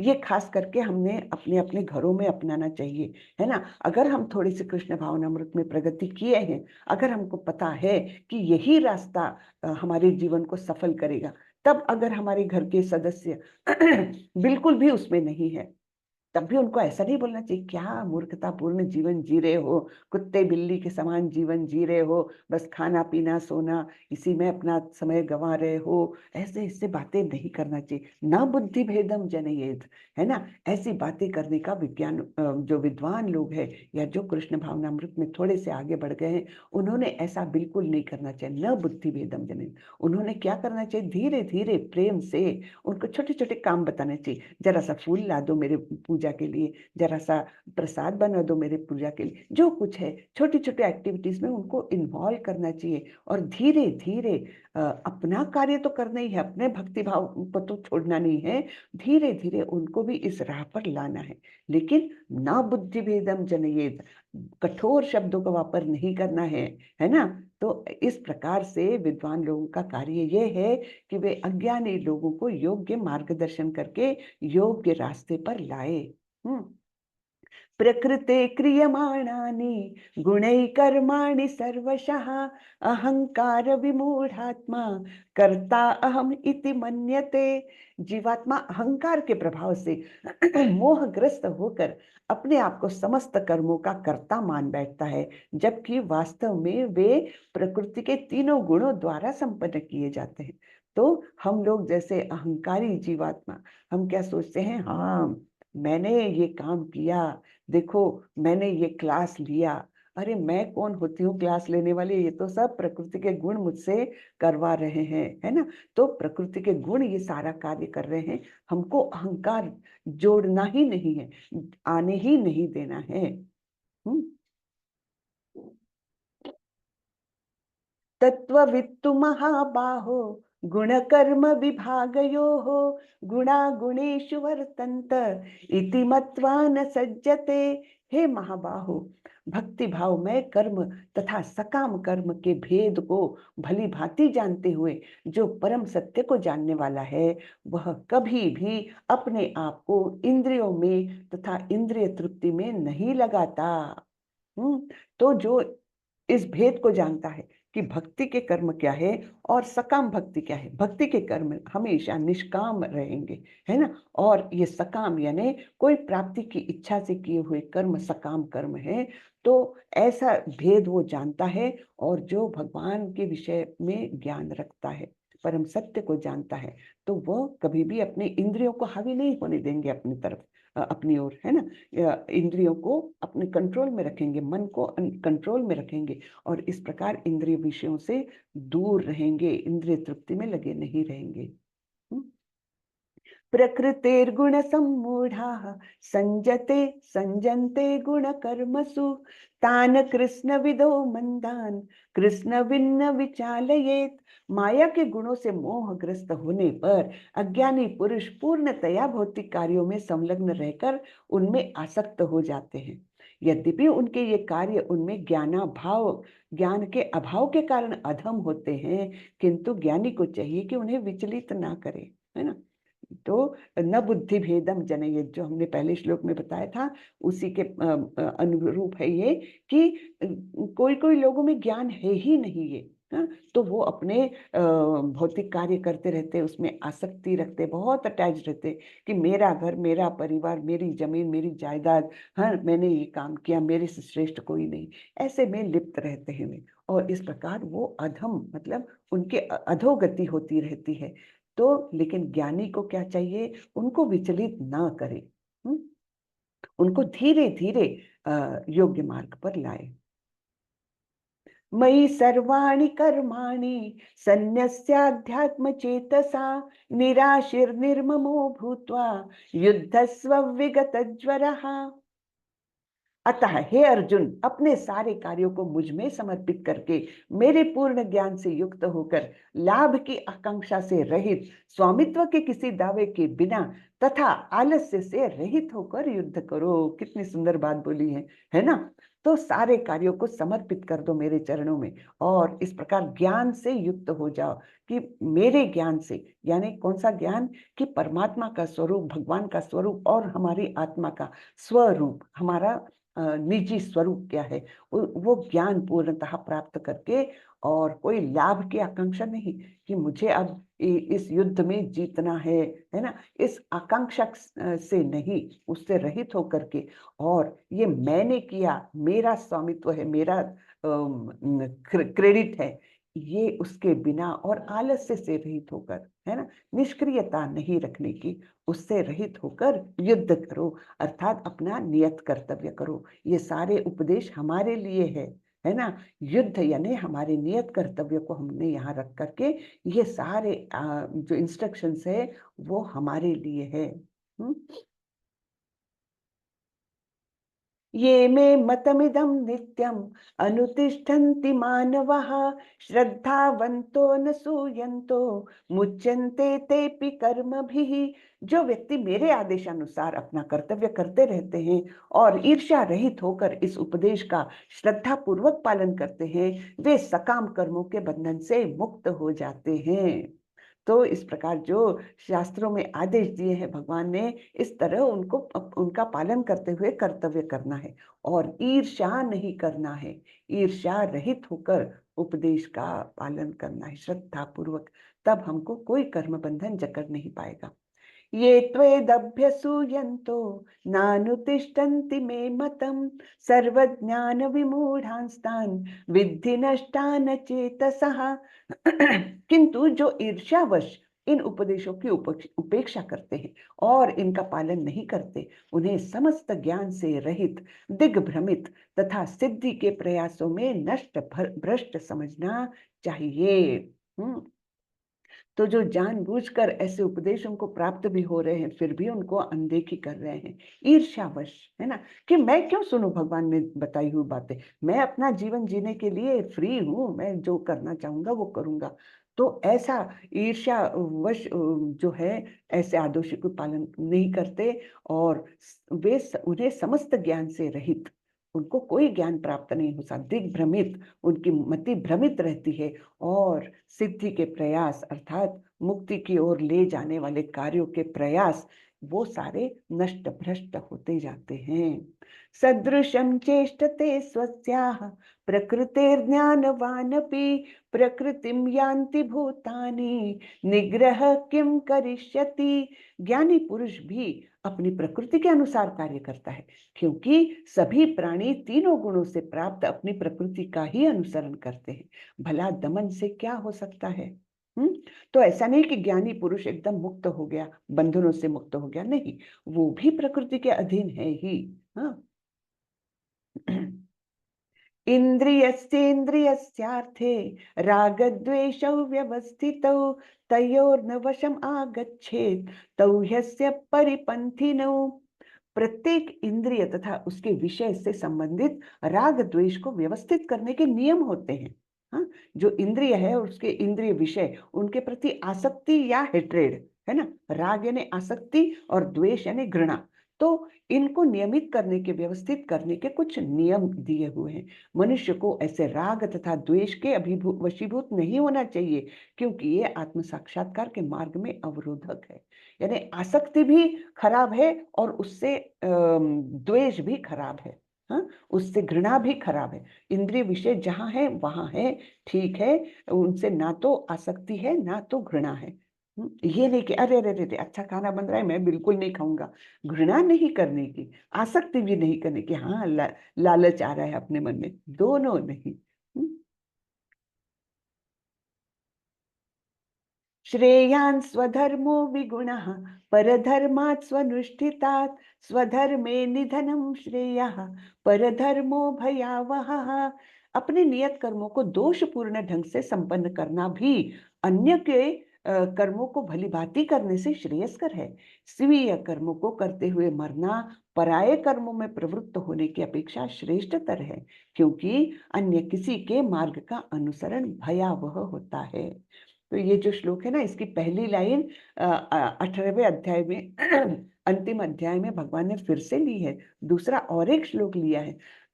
तो उसी से सॉरी, हम इसका महत्व जान सकते हैं कि भगवान दो दो बार ये श्लोक ले रहे। और भी एक श्लोक है मनमना भव मद्भक्तो, वो 9वें अध्याय में आता है और 18वें अध्याय में भी आता है। दूसरी लाइन बदल दी है, लेकिन पहली लाइन ये दो श्लोकों में वैसे ही रखी है। तो श्रेयान स्वधर्मो विगुणः परधर्मात् स्वनुष्ठितात्, यानी ये कितनी महत्वपूर्ण है कि भगवान दो दो बार बता रहे हैं। तो इसका अर्थ है अपने नियत कर्मों को दोषपूर्ण ढंग से संपन्न करना भी अन्य के कर्मों को भली भांति करने से श्रेयस्कर है। हाँ? तो अपने कर्म, नियत कर्म है जो, शायद हम 100% नहीं कर पाते, शायद हम 60% ही कर पा रहे हैं, कोई बात नहीं, लेकिन ये नहीं कि तुम दूसरों के नियत कर्म करने लग जाओ। जैसे हमारा स्वभाव है ब्राह्मण के कर्म का। हाँ, सपोज मैं ब्राह्मण कुल में जन्मी हूँ, ब्राह्मण के जो गुण है, कुछ गुण मुझ में है, पूर्ण गुण नहीं है, कुछ गुण मुझ में है और मैं उसमें रुचि भी लेती हूँ, पठन पाठन, है ना, मैंने पढ़ना और पढ़ाना और भगवान की पूजा वूजा करना, ये सब में मुझे रुचि है, मेरा स्वभाव वैसा है। तो लेकिन मैं बहुत कम कर पाती हूँ, मुझे अच्छे से बोलना नहीं आता, मैं अपना पॉइंट कन्विंस नहीं कर पा रही हूँ सामने वाले को। यानी मैं बिल्कुल कम मात्रा में मैं ब्राह्मण के जो टारगेट होना चाहिए उच्चतम श्रेणी में जाने की, उतना नहीं कर पा रही हूँ। लेकिन मैं व्यापार शायद मैं ज़्यादा अच्छे से कर पा रही हूँ। हाँ, तो मैंने क्या व्यापार करना चाहिए? नहीं, व्यापार करना तो दूसरे का, यद्यपि मैं अच्छे से कर पा रही हूँ, लेकिन वो मेरा स्वभाव नहीं है। मेरा स्वभाव है ये पठन-पाठन, यजन-याजन, तो उसी में मैंने रत रहना चाहिए। ये नहीं सोचना चाहिए कि अरे! ब्राह्मण के कर्म करने से क्या, लोग तो हँसते ही हैं, श्लोक बोलो तो बोलते हैं हाँ, अपने झाड़ रहे हो, है ना? तो वो ये छोड़ देना चाहिए, मैंने व्यापार करना चाहिए। ये करना गलत है, ये भगवान बता रहे हैं कि हो सकता है मैं व्यापार में बहुत सक्सेसफुल हो जाऊं, है ना, कंपनी अपनी खोल लूं, हो सकता है, लेकिन फिर भी वो करना ठीक नहीं है। भगवान बोल रहे हैं दोषपूर्ण ढंग से ही चाहे, लेकिन अपने नियत कर्मों को करो, दूसरे के नियत कर्मों को मत अपनाओ। तो स्वीय कर्मों को करते हुए मरना पराये कर्मों में प्रवृत्त होने की अपेक्षा श्रेष्ठतर है, क्योंकि अन्य किसी के मार्ग का अनुसरण भयावह होता है। हम्म। तब अर्जुन का प्रश्न आता है, अर्जुन उवाच अथ केन प्रयुक्तोऽयं पापं चरति पूरुषः अनिच्छन्नपि वार्ष्णेय बलादिव नियोजितः। अर्जुन ने कहा, हे वृष्णिवंशी, मनुष्य न चाहते हुए भी पाप कर्मों के लिए प्रेरित क्यों होता है? ऐसा लगता है कि उसे बलपूर्वक उसमें लगाया जा रहा है। हम्म। तो ये बड़ा ही सुंदर एक प्रश्न है।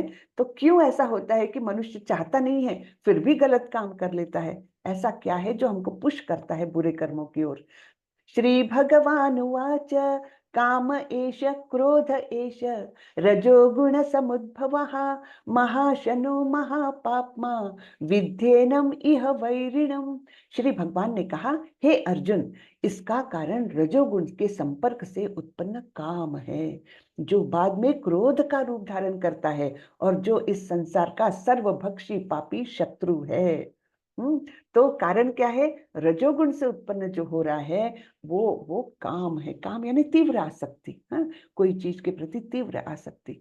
तो वो काम है जो हमारा बहुत ही बड़ा शत्रु है, क्योंकि काम के पीछे पीछे आता है क्रोध। हाँ, धूमेनाव्रियते वह्निर् यथादर्शो मलेन च यथोल्बेनावृतो गर्भस् तथा तेनेदम् आवृतम्। जिस प्रकार अग्नि धुएं से, दर्पण धूल से अथवा भ्रूण गर्भाशय से आवृत रहता है, उसी प्रकार जीवात्मा इस काम की विभिन्न मात्राओं से आवृत रहता है। हाँ, तो सारे ही जीव, चाहे वो पेड़ पौधे हो, चाहे वो पशु हो, या चाहे वो मनुष्य हो, ये काम की यानी तीव्र आसक्ति की विभिन्न मात्रा, अलग अलग क्वांटिटी से वो आवृत रहता है, कवर्ड रहता है। हाँ, तो कैसा होता है इसका हम थोड़ा सा पढ़ लेते हैं। थोड़ा सा आज लेट हो रहा है, जरा सा टॉलरेट करें। हाँ, हम इसको फिनिश कर लेंगे, आज खत्म कर देते हैं ये अध्याय, अभी बहुत थोड़ा जी सा। माता जी, आप कंप्लीट कीजिए माता जी। जी जी जी, हरे कृष्णा। तो जीवात्मा के आवरण की 3 कोटियां हैं, जिनसे उनकी शुद्ध चेतना धूमिल हो गई है। यानी चेतना, वैसे तो ओरिजिनल चेतना तो हमारी बहुत शुद्ध है, लेकिन जब हम भौतिक जगत में आए हैं तो धीरे धीरे धीरे उस पर क्या होता गया, कवर होता गया है। हमारे काम, क्रोध, लोभ, मोह, मद, मत्सर, ये 6 रिपु जो है, हमारे शत्रु जो है, उनका आवरण होता गया है। तो जो मनुष्य जन्म है ना, उसकी चेतना शुद्धता के बहुत निकट है, लेकिन उस पर कैसा आवरण है? जैसे अग्नि के ऊपर धुएं का आवरण होता है, थोड़ा सा उसको हिला दो, थोड़ा सा फूंक दो, तो वो आवरण निकल जाता है, शुद्ध अग्नि प्रज्वलित हो जाती है। वैसे ही मनुष्य जीवन की चेतना को हम समझ सकते हैं कि इसके ऊपर जो काम का आवरण है, कवर है, वो बहुत आसानी से निकल सकता है। लेकिन जब हम पशु योनियों की ओर जाते हैं तो उनका आवरण कैसा है, उनकी चेतना कैसे आवरण है उसके ऊपर? वो है जैसे दर्पण पर धूल रहती है। तो हमको प्रयत्न करना पड़ता है उसके लिए, सफाई के लिए, है ना, 1-2 बार 3 बार पोछो, है ना, तो तब कहीं जाकर वो दर्पण शुद्ध साफ हो जाता है। वैसे ही पशुओं की चेतना है। और पेड़ पौधों की चेतना कैसे है? जैसे गर्भ में भ्रूण हो, है ना। तो उसको तो अपना समय लेना ही है बाहर आने के लिए। वो कोई भी माध्यम से ऐसा नहीं हो सकता कि वो तुरंत बाहर आ जाए भ्रूण, है ना। तो उसको तो अपना समय लेना ही है। वैसे ही जो पेड़ पौधे हैं उनकी जो शुद्ध चेतना है उसके ऊपर जो आवरण है उसको समय लगेगा ही लगेगा। हाँ, तो ये 3 लेवल्स बताई है भगवान ने। धूमेन वृतो वह्निर यथा दर्शो मलेन च यथोल बेनावृतो गर्भस तथा तेनेदम आवृतम। हाँ, तो ये 3 प्रकार की चेतनाओं के ऊपर के आवरण के बारे में बताया है भाई। आवृतम ज्ञानमेतेन ज्ञानिनो नित्य वैरिणा काम रूपेण कौन्तेय दुष्पूरेणानलेन च। इस प्रकार ज्ञानमय जीवात्मा की शुद्ध चेतना उसके काम रूपी नित्य शत्रु से ढकी रहती है, जो कभी भी तुष्ट नहीं होता और अग्नि के समान जलता रहता है।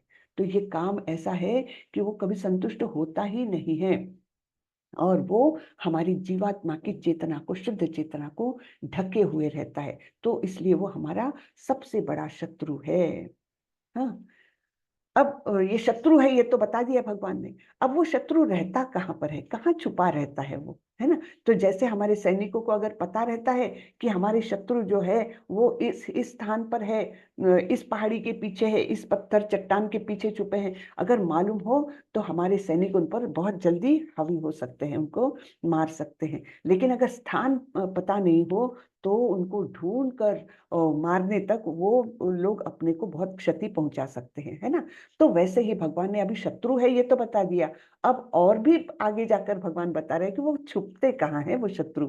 हाँ, इंद्रियाणि मनोबुद्धिर अस्याधिष्ठान मुच्यते एतैर्विमोहयत्येष ज्ञानम आवृत्य देहिनम। इंद्रिया, मन तथा बुद्धि इस काम के निवास स्थान है। इनके द्वारा यह काम जीवात्मा के वास्तविक ज्ञान को ढककर उसे मोहित कर लेता है। तो अब ये छुपने के स्थान हमको पता चल गए, है ना।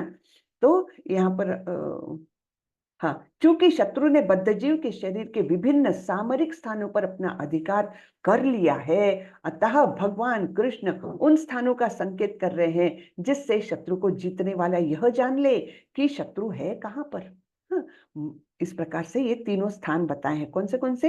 इंद्रियाणि, मनो, बुद्धि। इंद्रिय, मन और बुद्धि ये इस काम के छुपने के स्थान है। तस्मात् त्वमिन्द्रियाण्यादौ नियम्य भरतर्षभ पाप्मानं प्रजहीयेनं ज्ञान विज्ञान नाशनम। इसलिए हे भरतवंशियों में श्रेष्ठ अर्जुन, प्रारंभ में ही इंद्रियों को वश में करके इस पाप के महान प्रतीक यानी काम का दमन करो और ज्ञान तथा आत्म साक्षात्कार के इस विनाशकर्ता का वध करो। हाँ, तो एंट्री पॉइंट कौन सी है? इंद्रिया। उसके बाद वो मन तक आती है और फिर कब्जा करती है राजधानी यानी बुद्धि पर। इंद्रियाणी मनो बुद्धिर, है ना। तो इंद्रियों से एंटर करके मन पर कब्जा करके फिर बुद्धि को वो एकदम जकड़ लेती है ये काम रूपी शत्रु। तो इसको भगवान बोल रहे हैं कि इंद्रियों के स्थान पर ही, बॉर्डर पर ही उनको निपात कर दो, उनको भगा दो, है ना। तो इस प्रकार ये फिर अंदर आने ही नहीं देगी। नहीं तो क्या हो जाता है, मन पर कब्जा कर लिया, मन को गोडाउन बनाया और फिर राजधानी बुद्धि पर कब्जा किया। बुद्धि क्या है? हमारी आत्मा के बहुत पास में रहती है, निकट पड़ोसन बोलते हैं प्रभुपाद जी, है ना। आत्मा हमारी बुद्धि के निकट पड़ोसन है और फिर क्या हो जाता है, पास में रहने के कारण वो आत्मा भी प्रदूषित हो जाती है। इसलिए उसको इंद्रियों के स्थान पर ही उनको भगा दो, इस काम रूपी दुर्जय शत्रु को भगा दो। इंद्रियाणि पराण्याहुर इंद्रियेभ्यः परम मनः मनसस्तु परा बुद्धिर यो बुद्धे परतस्तु सहा। कर्मेंद्रिया जड़ पदार्थ की अपेक्षा श्रेष्ठ है ना। मन इंद्रियों से बढ़कर है, बुद्धि मन से भी उच्च है और वह यानी आत्मा जो है वो बुद्धि से भी बढ़कर है। तो ये ग्रेडेशन बताए हैं। सबसे जड़ पदार्थ तो भौतिक पदार्थ जो है वो सबसे निकृष्ट है, उनसे ऊपर है हमारी इंद्रिया, इंद्रियों से ऊपर है हमारा मन, क्योंकि वो पांचों इंद्रियों को लगाम में बांध करके रख सकता है ना मन। और फिर मन से भी श्रेष्ठ है बुद्धि और बुद्धि से भी श्रेष्ठ है हमारी आत्मा। एवं बुद्धे परम बुद्ध्वा संस्तभ्यात्मानमात्मना जहि शत्रुं महाबाहो कामरूपम दुरासदम। इस प्रकार हे महाबाहु अर्जुन, अपने आप को भौतिक इंद्रियों, मन तथा बुद्धि से परे जानकर और मन को सावधान आध्यात्मिक बुद्धि से स्थिर करके आध्यात्मिक शक्ति द्वारा इस काम रूपी दुर्जय शत्रु को जीतो। कितना सुंदर बताया है भगवान ने, है ना। तो क्या करना है? एक तो हमारा स्वरूप इन तीनों से भी भिन्न है, ये हमने पहचानना है कि हमारी आत्मा ये मैं हूं, और ये जैसा मेरा पेन, ये जैसा मेरा बैग, ये जैसे मेरा स्कूटर है ना, ये वैसे ही मेरा मन, मेरी इंद्रिय, मेरी बुद्धि, ये भिन्न है मुझसे। ये हमने सबसे पहले समझना चाहिए। मैं अलग हूं और मेरा जो कुछ भी है वो अलग है मुझसे, है ना। तो इस प्रकार हमने समझ के फिर हमारे मन को भगवान के कार्यों में लगाना चाहिए, है ना, पूरी तरह से। क्योंकि मन स्थिर नहीं रहता, वो तो हठीला है, बलवान है, उच्छृंखल है। हमने सब वो क्वालिटीज देखी हुई है, फिर से देखने वाले हैं छठे अध्याय में। तो इसलिए उसको कंट्रोल में कैसे लाएंगे? भक्ति भाव से सेवा में उसको लगा करके। तो वो जब स्थिर हो जाएगी तो इस प्रकार से हम इस दुर्जय शत्रु को, काम रूपी दुर्जय शत्रु को हम हरा सकेंगे। तो इस प्रकार ये आज का अध्याय खत्म होता है, कर्मयोग। हरे कृष्णा। हरे कृष्णा माता जी, बहुत सुंदर माता जी। बहुत सुंदर अध्याय है। हरे कृष्णा। कैसा लगा आप लोगों को ये अध्याय? नए लोगों को बताएं। हरे कृष्ण माता जी, बहुत अच्छा। अच्छा लगा ना? बहुत हरे कृष्ण माता जी, बहुत अच्छा। जी, हरे कृष्णा। हरे कृष्ण माता जी, बहुत ही सुंदर। हरे कृष्णा माता जी, बहुत बढ़िया। जी जी, हरे कृष्णा।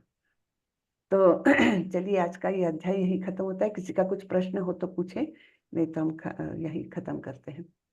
जी, डॉक्टर पंकज प्रभु, हरे कृष्णा। हरे कृष्ण माता जी। हरे कृष्ण जी। आपने एक श्लोक में दो लोगों को वर्णित किया था, विद्वान और विद्वान। अविद्वान। वो वाला श्लोक प्लीज फिर से बता दीजिए। ठीक है, ठीक है। कौन सा नंबर था, याद है क्या? 3.35 माता जी। 35, ओके।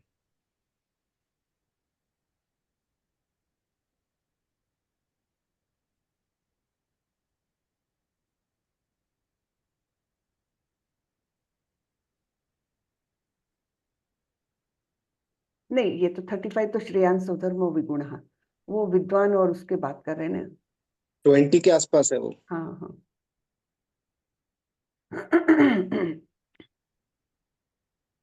तो आप लोगों को रुचि आ रही है कि नहीं आ रही है भगवत गीता में?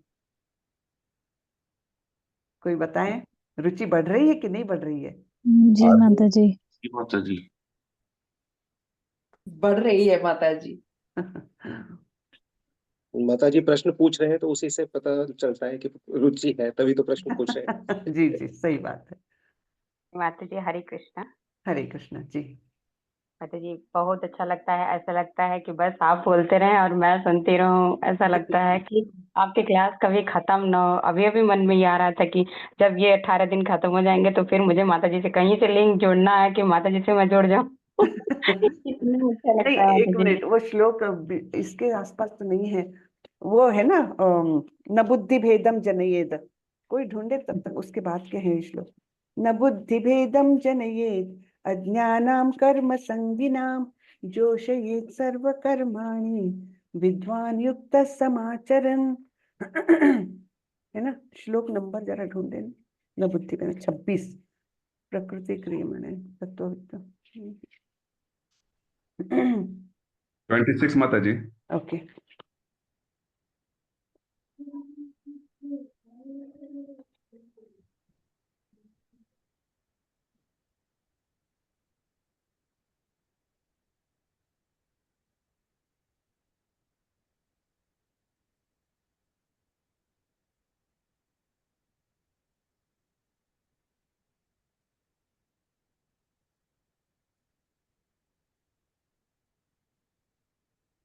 ये वाला, सक्तः कर्मण्य विद्वांसो तथा कुर्वन्ति भारतो कुर्यान् विद्वांस तथा सक्तः चिकीर्षो लोकसंग।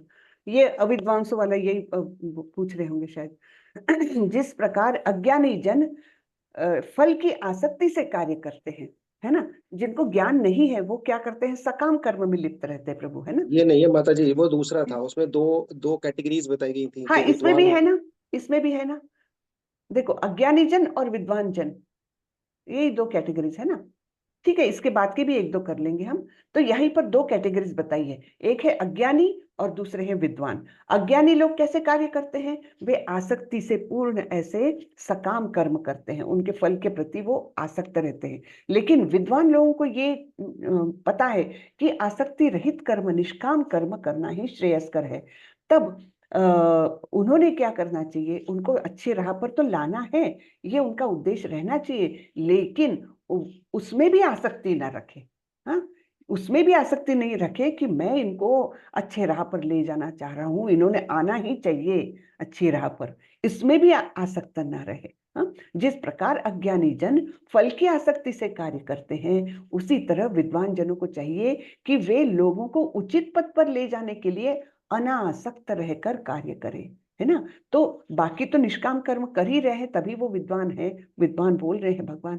लेकिन अगर हम किसी को अच्छा उपदेश दे रहे हैं और चाह रहे कि वो भी अच्छे रास्ते पर आ जाए, हैं, तब भी उसमें आसक्ति भी नहीं रखनी चाहिए कि चलो अब मैं इतना तुमको उपदेश दे रहा हूँ, इतनी बातें बता रहा हूँ, इतना अच्छा है ये मार्ग, फिर भी तुम नहीं मानते हो। तो इस प्रकार से जो हमारे मन में क्लेश उत्पन्न होता है ना, वो भी नहीं उत्पन्न होना चाहिए, अनासक्त रहना चाहिए, है ना।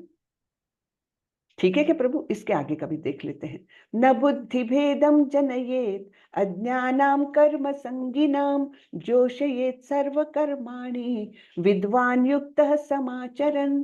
विद्वान व्यक्ति को चाहिए कि वह सकाम कर्मों में आसक्त अज्ञानी पुरुषों को कर्म करने से रोके नहीं, ताकि उनके मन विचलित ना हो। नहीं तो ऐसा नहीं बोलना चाहिए कि अरे तुम ये क्या बेकार काम में पड़े हुए हो, जरा अच्छा काम करो, भक्ति में किताबें पढ़ो, जरा अध्यात्म में आओ, रुचि रखो। ये नहीं बोलना चाहिए। नहीं, ऐसा नहीं कि वो कार्य तुम छोड़ दो और इस कार्य में आओ। ऐसा रोकने से क्या होगा, वो तो और वो रिवोल्ट करेंगे, है ना। उनको रोके नहीं, उनके जो कर्म कर रहे हैं करने दो। हाँ, उनको विचलित मत करो, अपितु भक्ति भाव से कर्म करते हुए वह उन्हें सभी प्रकार के कार्यों में लगाए। धीरे धीरे उनको मोड़ने की कोशिश करें कि चलो ये छोटा सा मेरा काम कर दो ना।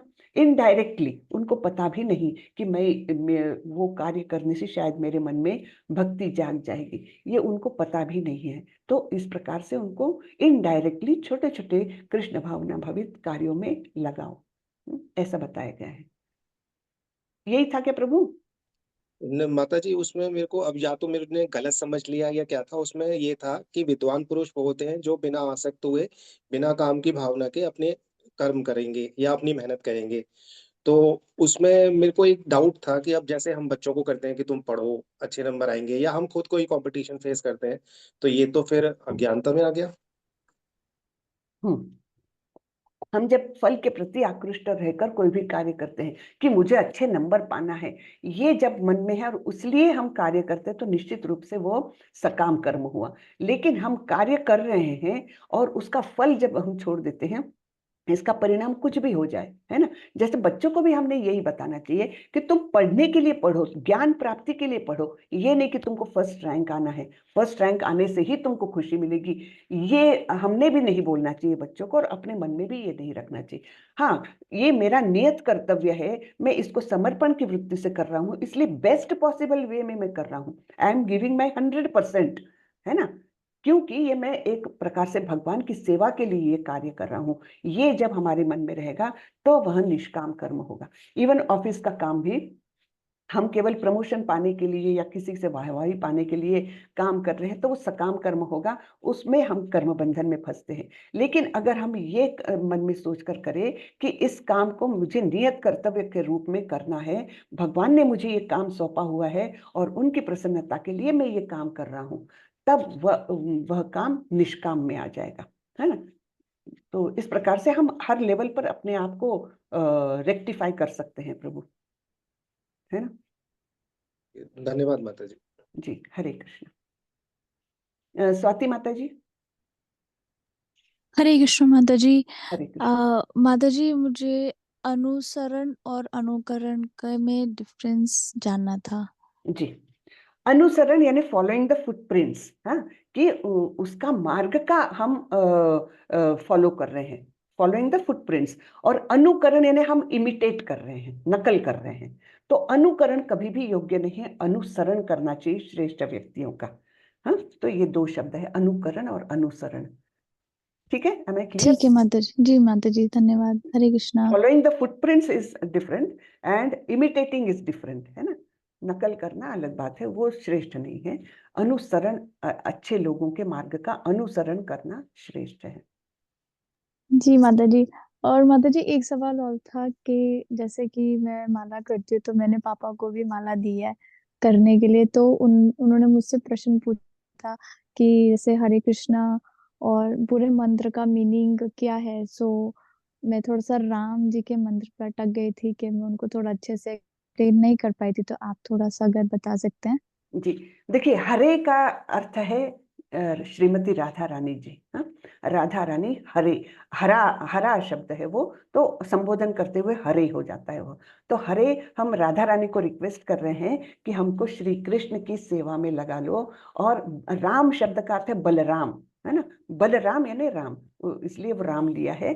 तो हमको श्री कृष्ण और श्री बलराम जी की सेवा में लगा लीजिए। उनके मतलब क्योंकि राधा रानी तो हमेशा कृष्ण की सेवा में है, तो उसमें हमारा भी एक छोटा सा अंश मिल जाए हमको सेवा करने का। ये हमको संधि देने के लिए हम राधा रानी की प्रार्थना करते हैं। एक्चुअली ये हरे कृष्ण यानी राधा रानी को हरे के स्वरूप में हम संबोधित कर रहे हैं। और राम यहाँ पर है, वो बलराम जी को संबोधित करते हैं एक्चुअली। ओके, सो इसमें माता जी वो राम जो अवतार था उनका उनसे कुछ उनका रिलेशन नहीं नहीं है, है? नहीं है यहाँ पर, उनका, उनके बारे में नहीं है। ये कृष्ण और बलराम इन दोनों का संबोधन है यहाँ पर। ठीक है माता जी, धन्यवाद। हरे कृष्णा माता जी। हरे कृष्ण। जी, अमरेंद्र प्रभु। जी माता जी, दंडवत प्रणाम। धन्यवाद। माता जी, इसमें जो जो आपने 3.27 बताया, प्रतिक्रिया कर्माणी, तो जब सब काम प्रकृति करवा ही रही है, हम्म, फिर भी हम लोग जीवात्मा को क्यों इतना मतलब क्रेडिट लेने का होड़ लग जाती है, मैं ही किया, मैंने किया। क्योंकि हम अहंकारी है और हम अपने देहात्म बुद्धि से बहुत ज्यादा जुड़े हुए हैं, इसलिए हम ये नहीं समझ पाते कि वास्तविक तो हम बंधन में हैं। जैसे एक कठपुतली अगर सोचे कि देखो मैंने तो शत्रु को मार दिया, ये डुशुम डुशुम किया मैंने तो, कठपुतली अगर ये सोचे तो क्या ये योग्य है? नहीं, वो तो जो उसका धागा खींच रहा है उसने वो डुशुम डुशुम की एक्शन करवाई उससे। वैसे ही एक्चुअली हमारा जो भी का इसमें हमारा व्यवहार होता है, उस पर हम पर सारे प्रकृति के गुण हावी रहते हैं, एक दूसरे को खींचतान करते रहते हैं। कभी हम पर सत्वगुण हावी है, कभी रजोगुण हावी है, और उस प्रकार से हमारा व्यवहार होता है। लेकिन भक्ति में आने के बाद हम क्या करते हैं, तमोगुण और रजोगुण की रस्सियां जो है वो कमजोर करते करते उनको तोड़ते जाते हैं, और इस प्रकार केवल सत्वगुण में आते हैं। फिर सत्वगुण की भी रस्सी काट करके हम शुद्ध सत्व में जाते हैं। लेकिन ये लेवल्स पार करनी पड़ती है। एकदम से हम तमोगुणी है सोचेंगे हम शुद्ध सत्व में जाएंगे, हो ही नहीं सकता। स्टेप बाय स्टेप ही हम प्रगति कर सकते हैं। तो उसके लिए करना क्या है? सबसे पहले तो हम इनसे भिन्न है ये आइडेंटिफाई करना है ना। इन सबों से हम भिन्न है, ये जब हम आइडेंटिफाई करेंगे तब हमको पता चलेगा अभी हम पर तमोगुण हावी हो रहा है, मुझे क्रोध आ रहा है। हाँ, मैं उस व्यक्ति पर क्यों नाराज हो रहा हूँ, मुझ में तमोगुण आ रहा है, तब हम अपने आप को कंट्रोल करेंगे। रजोगुण जब आसक्ति होती है, इच्छाएं होती है, अरे चलो चलो आज मॉल चलते हैं और 4-6 कपड़े मस्त खरीद के लाते हैं, ये आसक्ति बिना कारण की इच्छाएं, है ना, आवश्यकता नहीं है फिर भी ये इच्छाएं जो है ये हावी होने लगती, तो तभी कंट्रोल हमने करना चाहिए। मैं रजोगुण में जा रही हूँ, इससे मुझे बचना है, मेरा शत्रु है। तो ये कब आएगा? जब हमको ज्ञान रहेगा इस बातों का, है ना। और हम अपने आप को आइडेंटिफाई कर रहे हैं इनसे भिन्न, मेरा स्वरूप इन सबसे भिन्न है, ये जब हम आइडेंटिफाई करने लग जाएंगे तब हम इन गुणों के कार्यों को भी समझते हुए उनसे दूर रहेंगे। और इसके लिए हमको ये जो भक्तिमय सेवा में अपने आप को लगाना है ना, वो इसलिए तो धीरे धीरे ये सब रजोगुण तमोगुण वीक होते होते मर जाएंगे है ना। जब हम कोई पेड़ को पानी नहीं देंगे, खाद नहीं देंगे, तो धीरे धीरे धीरे अपने आप ही सूख जाता है। वैसे ही जब हम तमोगुण रजोगुण को एकदम दुर्लक्षित करेंगे तब वो अपने आप सूख के खत्म हो जाएंगे। सत्व गुण में हम आएंगे तब जाकर के हमारी लेवल बन जाती है, हम शुद्ध सत्व के लिए प्रयत्न करें। जी माता जी, आप सही एग्जाम्पल दिए कठपुतली वाला, लेकिन व्यवहार में तो बहुत मुश्किल है, होता ही नहीं है। आएगा, व्यवहार में एकदम से नहीं आएगा प्रभु। आप ये नहीं कह सकते कि आपने एक गोली खा ली और एकदम ठीक हो गए, नहीं, उसके लिए टाइम देना पड़ता है, समय लगेगा, और उसके लिए वो सब विधि विधान करने पड़ेंगे। कौन से? इतनी माला जपना ही है, इतने समय में उठना है, अपने आलस्य को छोड़ करके भगवान की विधिवत पूजा करनी है, क्योंकि ये सारी क्रियाएं क्या है? शुद्धिकरण की क्रियाएं हैं, है ना। वैसे और जब शुद्ध हो जाए तब इन क्रियाओं की आवश्यकता नहीं। हमने देखा ना एक श्लोक में, जब शुद्ध हो जाए, उस लेवल पर पहुंच जाए, तब हमारे लिए ये सब कुछ मायने नहीं रहेगा। लेकिन तब वो पहुंचने के लिए हमको इन सब की आवश्यकता है, सभी क्रियाओं की आवश्यकता है हमको। जी माता जी एक डाउट और था। जी, जैसे हम लोग भगवान की जो मूर्ति रखते हैं, मतलब पूजा विग्रह। करते हैं, जी, तो उसमें कुछ लोग बोलते हैं मूर्ति जो एकदम जितनी छोटी रहती है उतनी अच्छी होती है, अब लेकिन हमने कृष्णा कॉन्शियस में तो ऐसा नहीं देखा। ऐसा कुछ नहीं, मतलब ऐसा मेरे तो उसमें नहीं आया, लेकिन सुविधा के लिए घर की मूर्तियां छोटी रखते हैं, बहुत बड़ी नहीं रखते, क्योंकि उनको हैंडल करना मुश्किल हो जाता है। मंदिरों की मूर्तियों की अलग बात है, उनके तो उनका रख रखाव सेवा उनकी अलग पद्धति से होती है, लेकिन घर में अपनी सुविधा के लिए, अपनी सुविधा के लिए एक नॉर्मल साइज की मूर्ति ठीक है, क्योंकि उनको हमको नहलाना है, उनको वस्त्र पहनाना है, तो एकदम बड़ी रहेगी तो वो हाथ से छटक जाएगी, टूट जाएगी, ऐसा नहीं होना चाहिए। इसके लिए होता होगा, लेकिन हाँ, घर की मूर्तियां छोटी होती हैं। जी माता जी, थैंक यू माता जी, हरे कृष्णा। जी, हरे कृष्णा। जी, कपिलादित्य प्रभु, हरे कृष्णा। हरे कृष्ण माता जी। हरे कृष्णा। माता जी मेरा किस प्रश्न है, चैंटिंग करते हैं तो उसमें मंत्र आता है हरे कृष्णा, तो हरे कृष्णा इसका मीनिंग क्या होगा मैम? वही अभी बताया ना स्वाति माता जी को भी मैंने, कि हम राधा रानी को प्रार्थना कर रहे हैं। हरे शब्द है, हम राधा रानी को संबोधित कर रहे हैं। हरा शब्द है, वो संबोधन के रूप में उसको हरे हो जाता है, और उनको हम रिक्वेस्ट कर रहे हैं, उनसे विनती कर रहे हैं कि मुझे कृष्ण के, बलराम के सेवा में एक मौका दीजिए, सेवा करने का मौका दीजिए, मुझे उनकी सेवा में रत होने दीजिए, है ना। ये हम राधा रानी से रिक्वेस्ट कर रहे हैं। माता जी एक ये था, कृष्ण या कृष्णा बोलना चाहिए मैम? कृष्ण, अच्छा कृष्ण। कृष्ण। हाँ, और कृष्णा का मीन द्रौपदी से मैम? कृष्णा, उसको उनको कृष्णा बोला जाता था द्रौपदी को, क्योंकि वो भी सांवले रंग की थी। जी कृष्णा जी बोला जाता, ये कृष्णा भाई। हाँ। ओके ओके माता जी, हरे कृष्ण माता जी। हरे कृष्ण। हरे कृष्ण। तो चलिए, मुझे लगता है अभी हम हरे माता जी। जी, माता जी मेरा प्रश्न ये है कि जो पंच तत्व मंत्र है ना, उसका अर्थ क्या, मतलब पूरा अर्थ क्या होगा उसमें, जो श्री कृष्ण चैतन्य पूरा, इसका अर्थ क्या होगा माता जी, ये पूछना था मुझे, इसका अर्थ जानना था मुझे।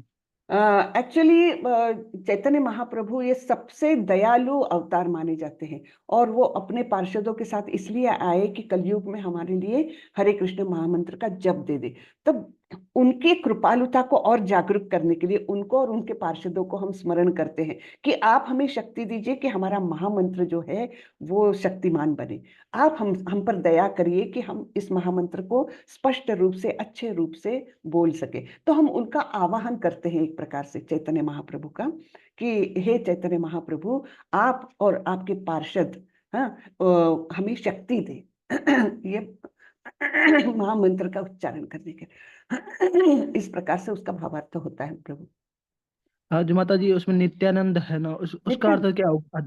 उनका नाम है, थोड़ा। नाम है ओके उनका। नित्यानंद यानी बलराम स्वयं है वही। हाँ, तो ओके। चैतन्य महाप्रभु स्वयं कृष्ण है राधा रानी के भाव में, और नित्यानंद जो है वो स्वयं बलराम है। तो ऐसे वे, देखो, जब कृष्ण आते हैं ना, तो उनके साथ उनके अनेक पार्षद आते हैं, यानी उनके संगी साथी, जो निकट के संगी साथी है, वो सब आ जाते हैं उनके कार्य में, एक तो हिस्सा लेने के लिए, उनको मदद करने के लिए, एक प्रकार से बोलिए, उनके साथ आते हैं। तो ये ऐसे 4 पार्षद थे, और चैतन्य महाप्रभु स्वयं, और भी बहुत सारे पार्षद थे, लेकिन ये चैतन्य महाप्रभु के साथ सदैव रहते थे ये चारों। तो इसलिए इन 5 का नाम दिया जाता है, इसलिए उनको नहीं, पंचतत्व माता जी चैतन्य महाप्रभु जो थे वो राधा रानी के कुछ मतलब रूप में थे क्या? राधा रानी के भाव में आए थे वे, भाव यानी में आए थे। उनको कृष्ण के स्वरूप में उनको लगता था कि राधा रानी मुझसे इतना प्रेम क्यों करती है, इतनी भाव विवल क्यों हो जाती है मुझे देखते से।